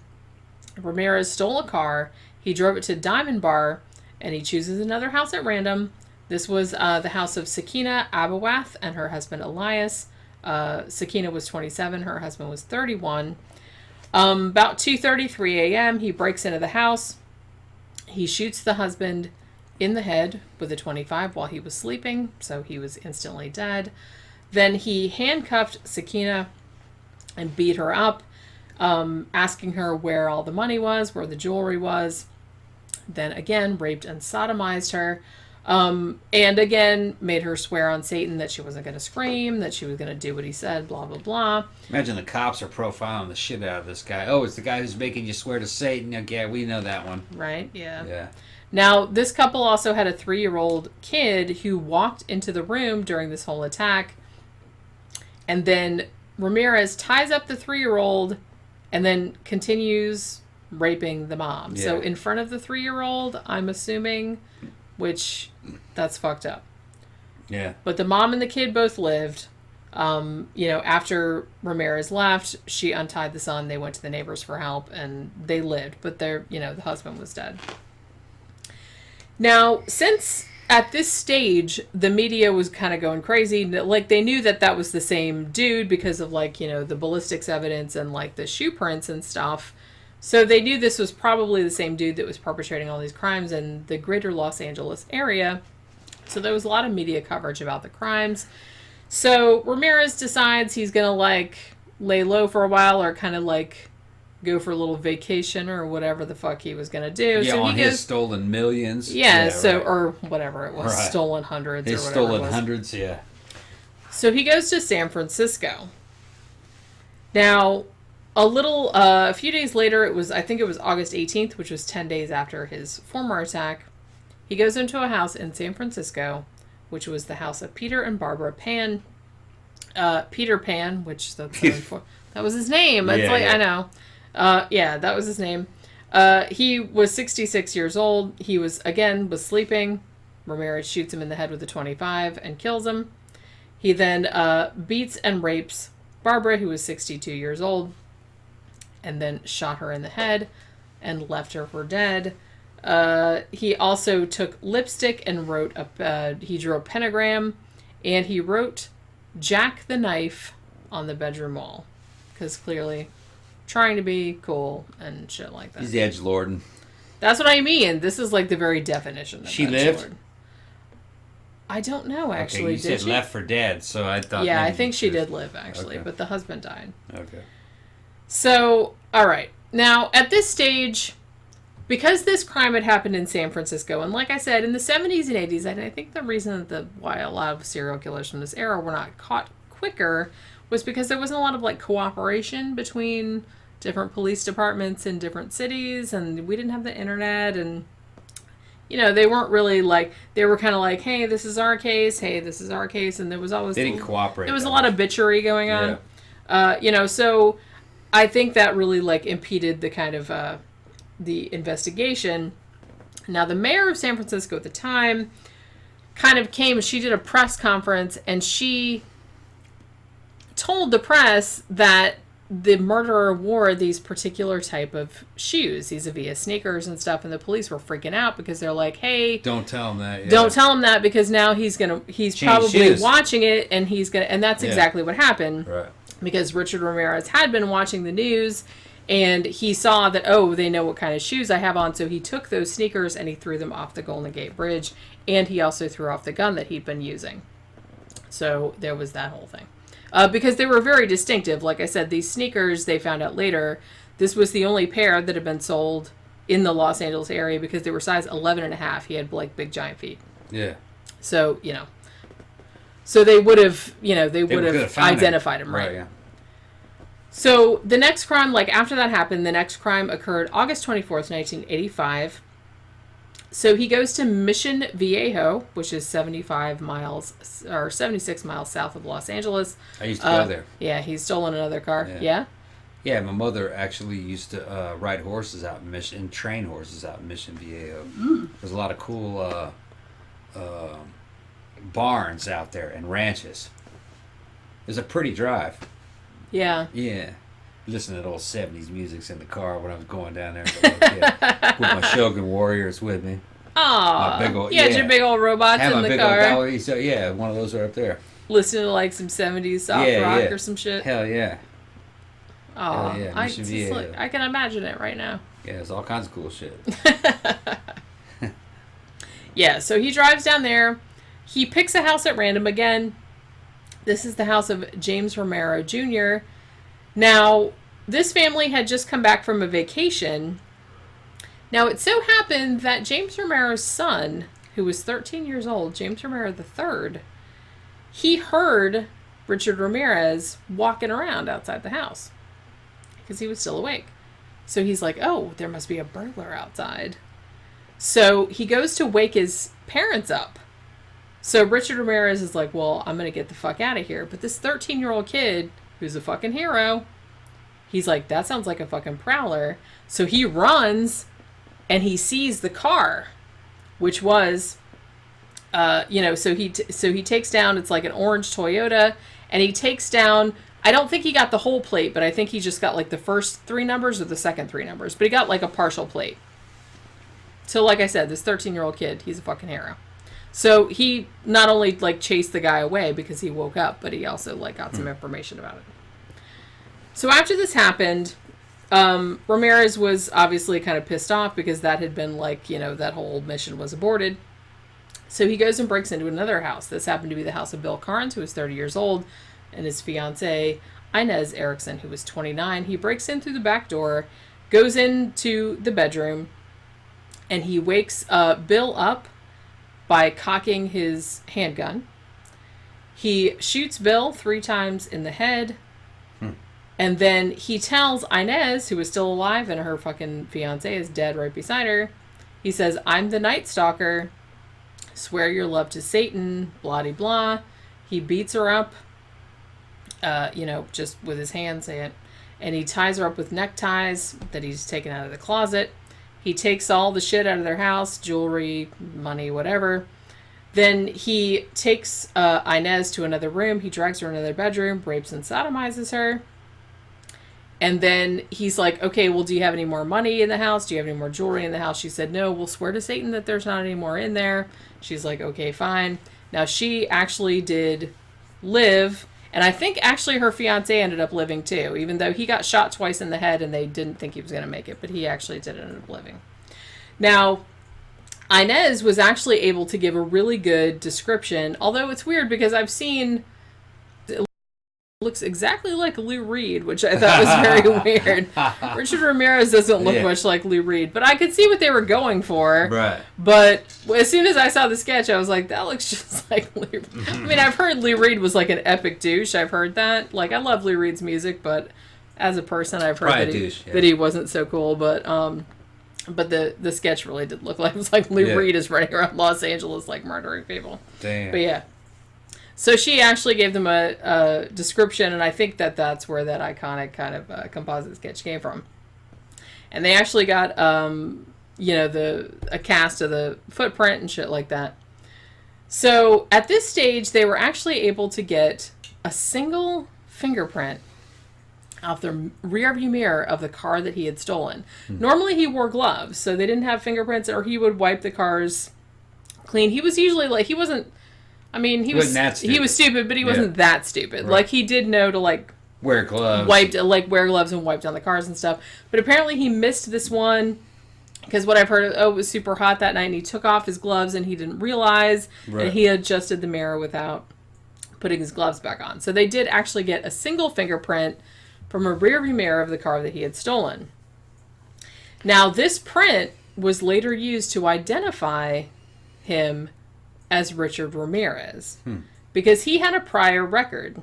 They knew he was from Texas. He was at this stage 25 years old. He had nothing major like the arrests. It was mostly like drug stuff, like traffic stops, that kind of crap. But he still had a record. So they did pair him. So they knew who it was now. You know what I mean? So that's kind of like a big deal. So at this stage, they had a mugshot of him where he had been arrested in December of 1984 from like a car theft that he had done.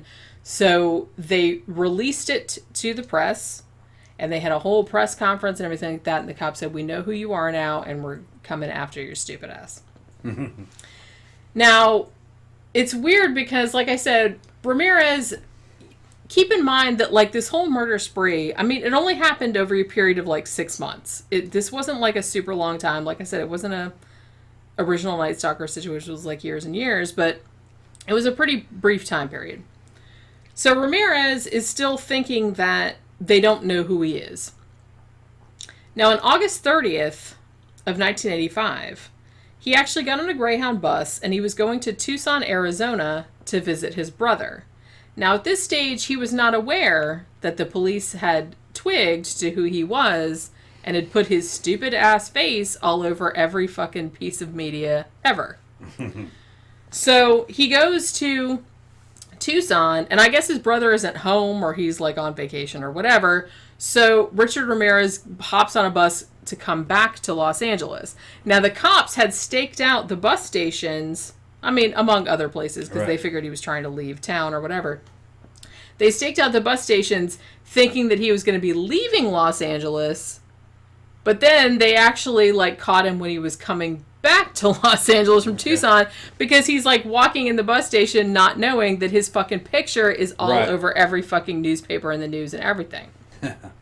So he comes back on August 31st. He comes striding into the fucking Greyhound bus station in Los Angeles, and he goes into, like, the cops kind of see him, or, like, some people see him, and, you know, there's a lot of, like, Mexican-American, like, community around this, around this area and shit like that, and one woman recognized him, and she pointed right at him, and she said, El Matador, the killer. Yeah. So they knew who it was, so everybody's like, oh shit. They knew exactly who that motherfucker was. So he starts running down the street, and everybody starts running after him. I remember this part of the story. Yeah. He's running down the street, and everybody's chasing him, and they beat the shit out of this. They did. They beat and the this shit makes out me of it. so happy. I'm like, man, good for you. you. All of you, heroes. Yeah, I remember hearing about this part. So he starts running, he runs across the Santa Ana freeway. He tries to carjack a woman, like a bunch of other people are chasing him. They're like, oh no, that's not going to happen. He starts like hopping over fences and shit like that. He tries to carjack like 2 other people.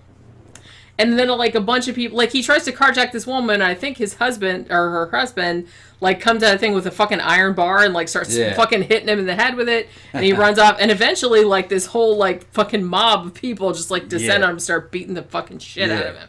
Yeah. Like I said, rightly so. Righteous justice. Yeah. So then the cops had to come save his pussy ass from all these people, because some of the people in the crowd, like I said, understandably, were just like, where's my gun? Where's my gun? Bring my gun. I'm going to shoot this I can remember this They part. knew exactly who that motherfucker was. And the cops that arrested him said that he was basically like, save me, to the cops. Figures. Yeah. Yeah, that figures. I remember that. But yeah, so this mob fucking tracked his ass down. And like I said, they knew exactly. And they said there was, like, the guy that wrote the book about, like, the biography about him and stuff said, like, everybody in town was like, El Matador. That's him. And they were just, like, chasing him down the fucking street. They got his ass. Which, yeah, that's pretty awesome, I have to say. So finally they arrested this fucking douche. So his trial begins in July of 1988. How much time we have left? Let's see. We are at 36 minutes. So we got that. Yeah, we'll finish it up. We'll be good. So his trial begins in July of 1988. So this fucking dork, like, comes into the fucking, he's got all the black clothes on, and his black sunglasses, looking all like Mick Jagger, whatever, this fucking stupid feathered hair and whatnot. He's coming out with his fucking pentagram drawn in his hand, like, Hail Satan, and I'm just And he's doing this from the jailhouse. Yeah, it's like, whatever. And he's telling, like, Hail Satan, blah, blah, blah. I remember they had the mirrored sunglasses, actually. He did, yeah. And I'm just like, could you be any more annoying, bro? Yeah. So, he was apparently, like, plotting to kill the prosecutor. Like, he was trying to, like, set that whole thing up. How was he going to do that? He was trying to... No. He was trying to do it by prosaic means. He was trying to, like, smuggle a gun into the courtroom. Okay, I got you. So they actually had to install a metal detector, which, you know, they didn't have back then. Now they have metal detectors in all the courtrooms, but they didn't back then. But they did it in this case because he had said that he had been heard saying that he was going to do that shit. And also they had to do, like, searches of everybody coming in there. Now, one interesting thing that happened during the trial, well, interesting in a bad way, was that less than a month after the trial started, the trial had to be stopped for a couple of days because one of the jurors, whose name was Phyllis Singletary, she didn't show up one day, and they wondered where she was, and then they found her shot dead in her apartment. Now, at first, they thought, I mean, because Ramirez was in custody, but they thought that maybe he had, like... Had an accomplice out there? Yeah, like, had an accomplice, like, pull that shit, but then it turned out later that her boyfriend had done it, because he ended up committing suicide later with the same gun. Okay. And then he admitted, like, in the suicide note that he had done it. But still, like, there was still that kind of lingering they got thing creeped out. Yeah, because, like, the person that had to come in, like, as an alternate for that poor dead woman was like, fuck this. I don't want to fucking be on this jury. Because, they thought that Ramirez was going to fucking fucking Knock kill him him. off, yeah. Well, because he had threatened to do that. He had threatened to, like, I'm going to bring in a gun, I'm going to shoot the prosecutor. He was in custody, though. It's hard to do that. Right, but, you know, you have to think that, like, he had been, like, terrorizing the community for half a year at this point. Everyone was fucking terrified of him. Yeah, so he had a rep. Right. Yeah. So I don't blame people at all for thinking, yeah, he's gonna kill my ass. I don't want to be on that fucking jury. No fucking way. And really, this is in the depths of the satanic panic. There might have and there was a lot of that. There may have been a lot of people that actually believed that maybe this was about Satan and a bunch of Satanists. Exactly, and that was like part of the whole fucking gestalt of the shit that was going on at the time. And shit, knocking people off, and they might have thought he had like fucking magical powers. I don't know. Right. Yeah, so you have to like kind of take that into consideration also.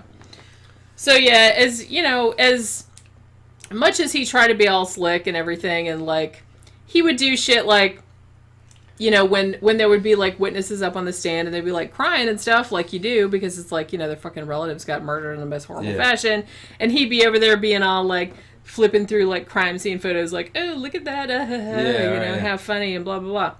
And so, you know, like I mean, it's this kind of person. He just like fucking pisses me off so much. But yeah, so the jury was not having it. So he gets convicted of all charges that he was accused of: 13 counts of murder, 5 counts of attempted murder, 11 sexual assaults, 14 burglaries. And really, this is just the beginning of Ramirez's story, because he lived a long time. I think he still might be alive as an inmate. No, he's dead. He's dead now? And a bunch of shit happened. You know, he got married. He was. Yeah, I'm gonna get into that. He would reappear in the media. It's just, you know, this guy just wouldn't go away. As much as we wanted him to, he would not. Wouldn't go away. Yeah, so he's converting to Christianity and turning over a new leaf. I don't know if he did that. But, I thought he did that. Yeah, I don't know if he did that. But yeah, so he was convicted of the myriad charges against him. So, November of 1989, sentenced to death in California's gas chamber.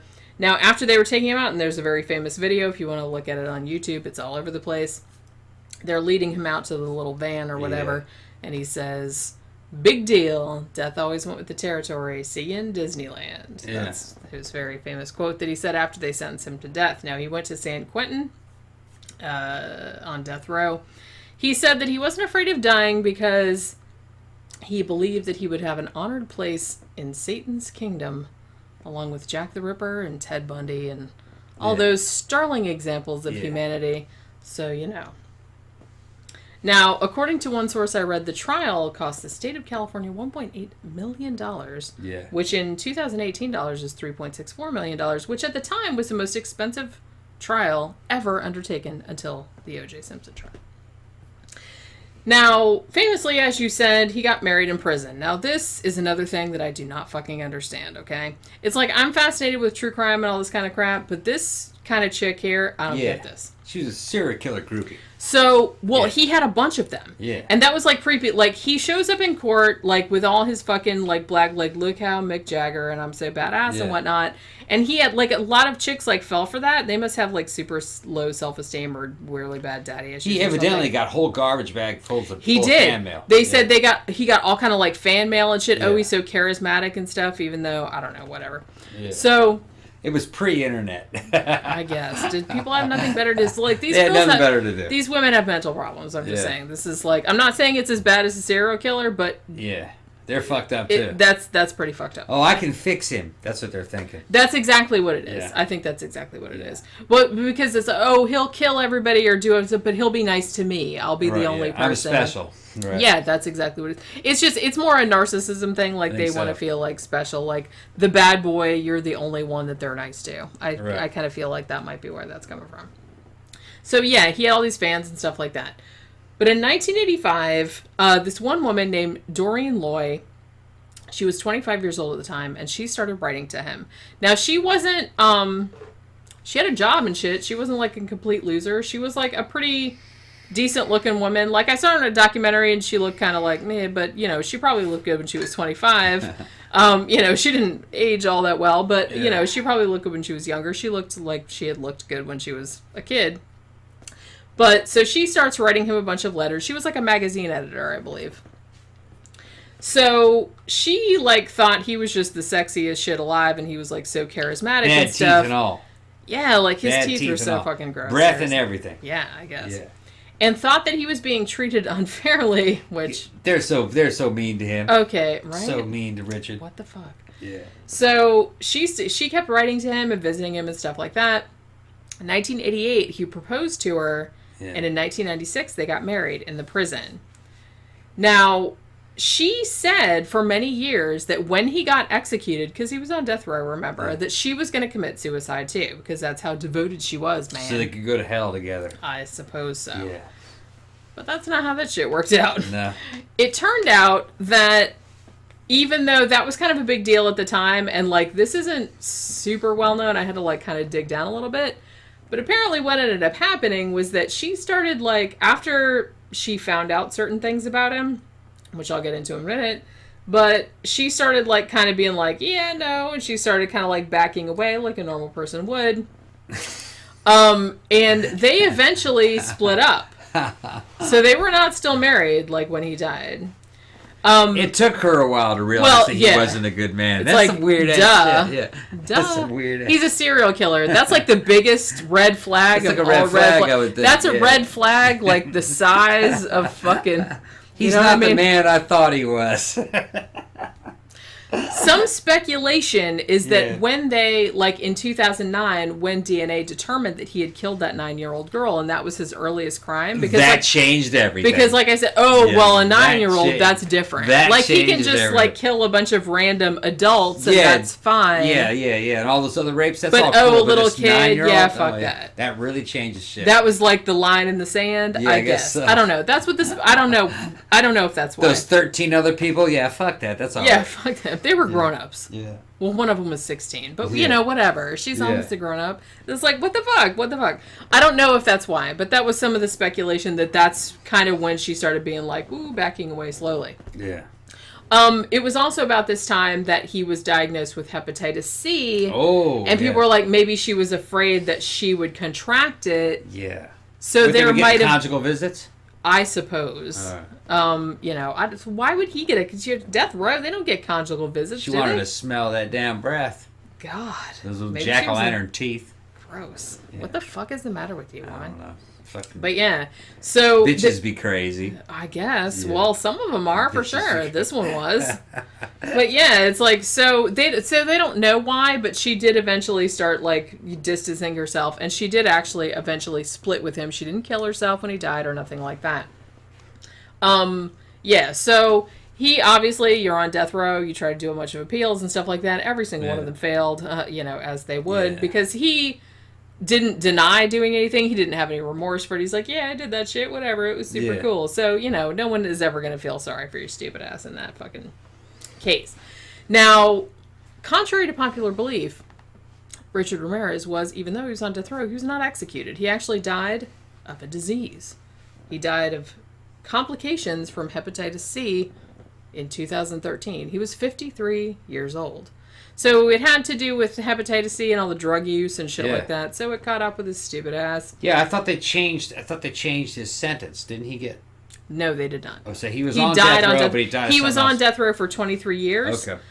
They just hadn't got around to it yet because, like I said, because of all the appeals and stuff had been very slow.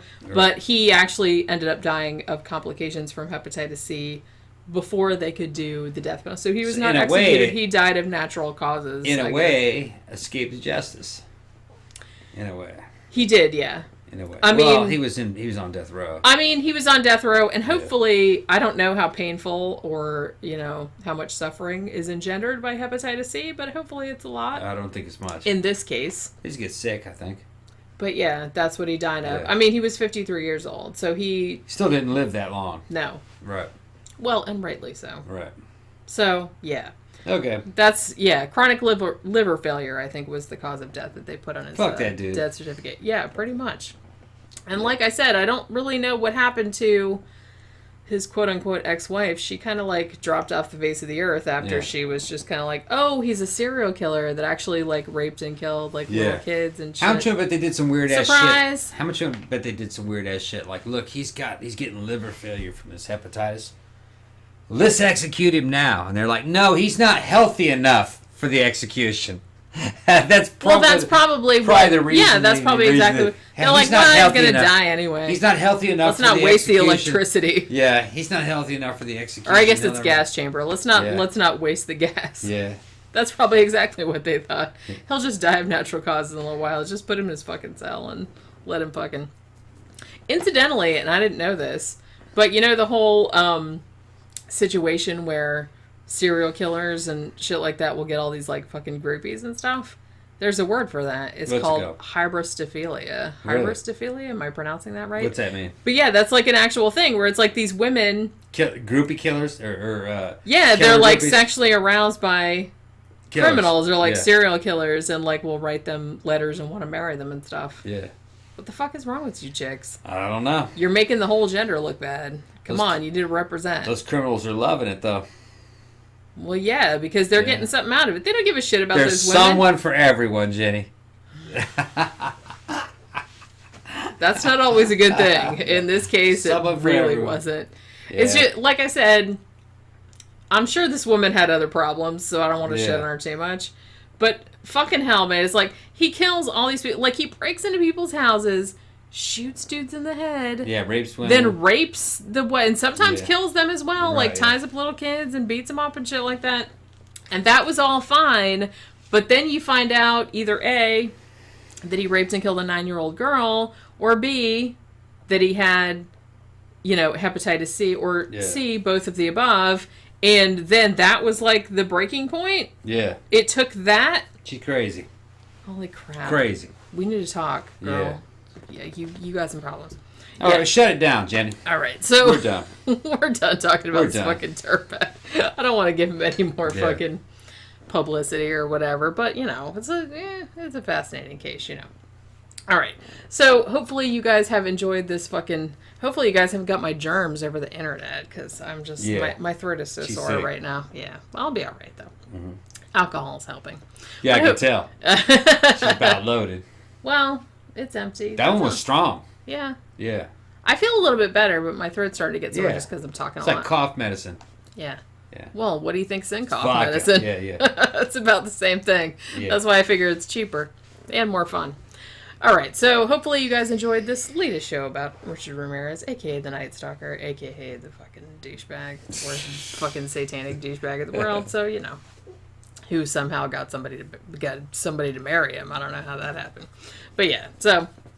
All right, and as always, remember, if you like the show, like, share, subscribe on all your social media. If you would like to financially support the show, we would love you forever, and we would appreciate it very much. Go to our Patreon page, patreon.com/13o'clockpodcast, or go to our blog, 13o'clockpodcast.wordpress.com, and there's a little button in the sidebar that goes to a PayPal account, and you can give a one-time donation if you would like to do that. Remember, our last movie retrospective, if you didn't see it, was Stir Up Echoes from 1999. One of my favorite, forgotten movies from the 1990s, so go check it out if you haven't already.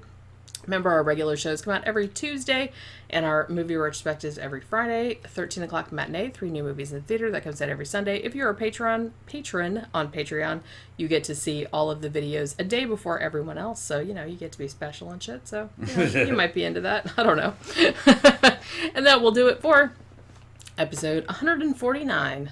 We will see you next time for our big 150th episode. I don't even know what we're going to do with it yet, but we'll see. It's maybe something exciting, maybe not, but we'll see. So we will see you next time. Bye.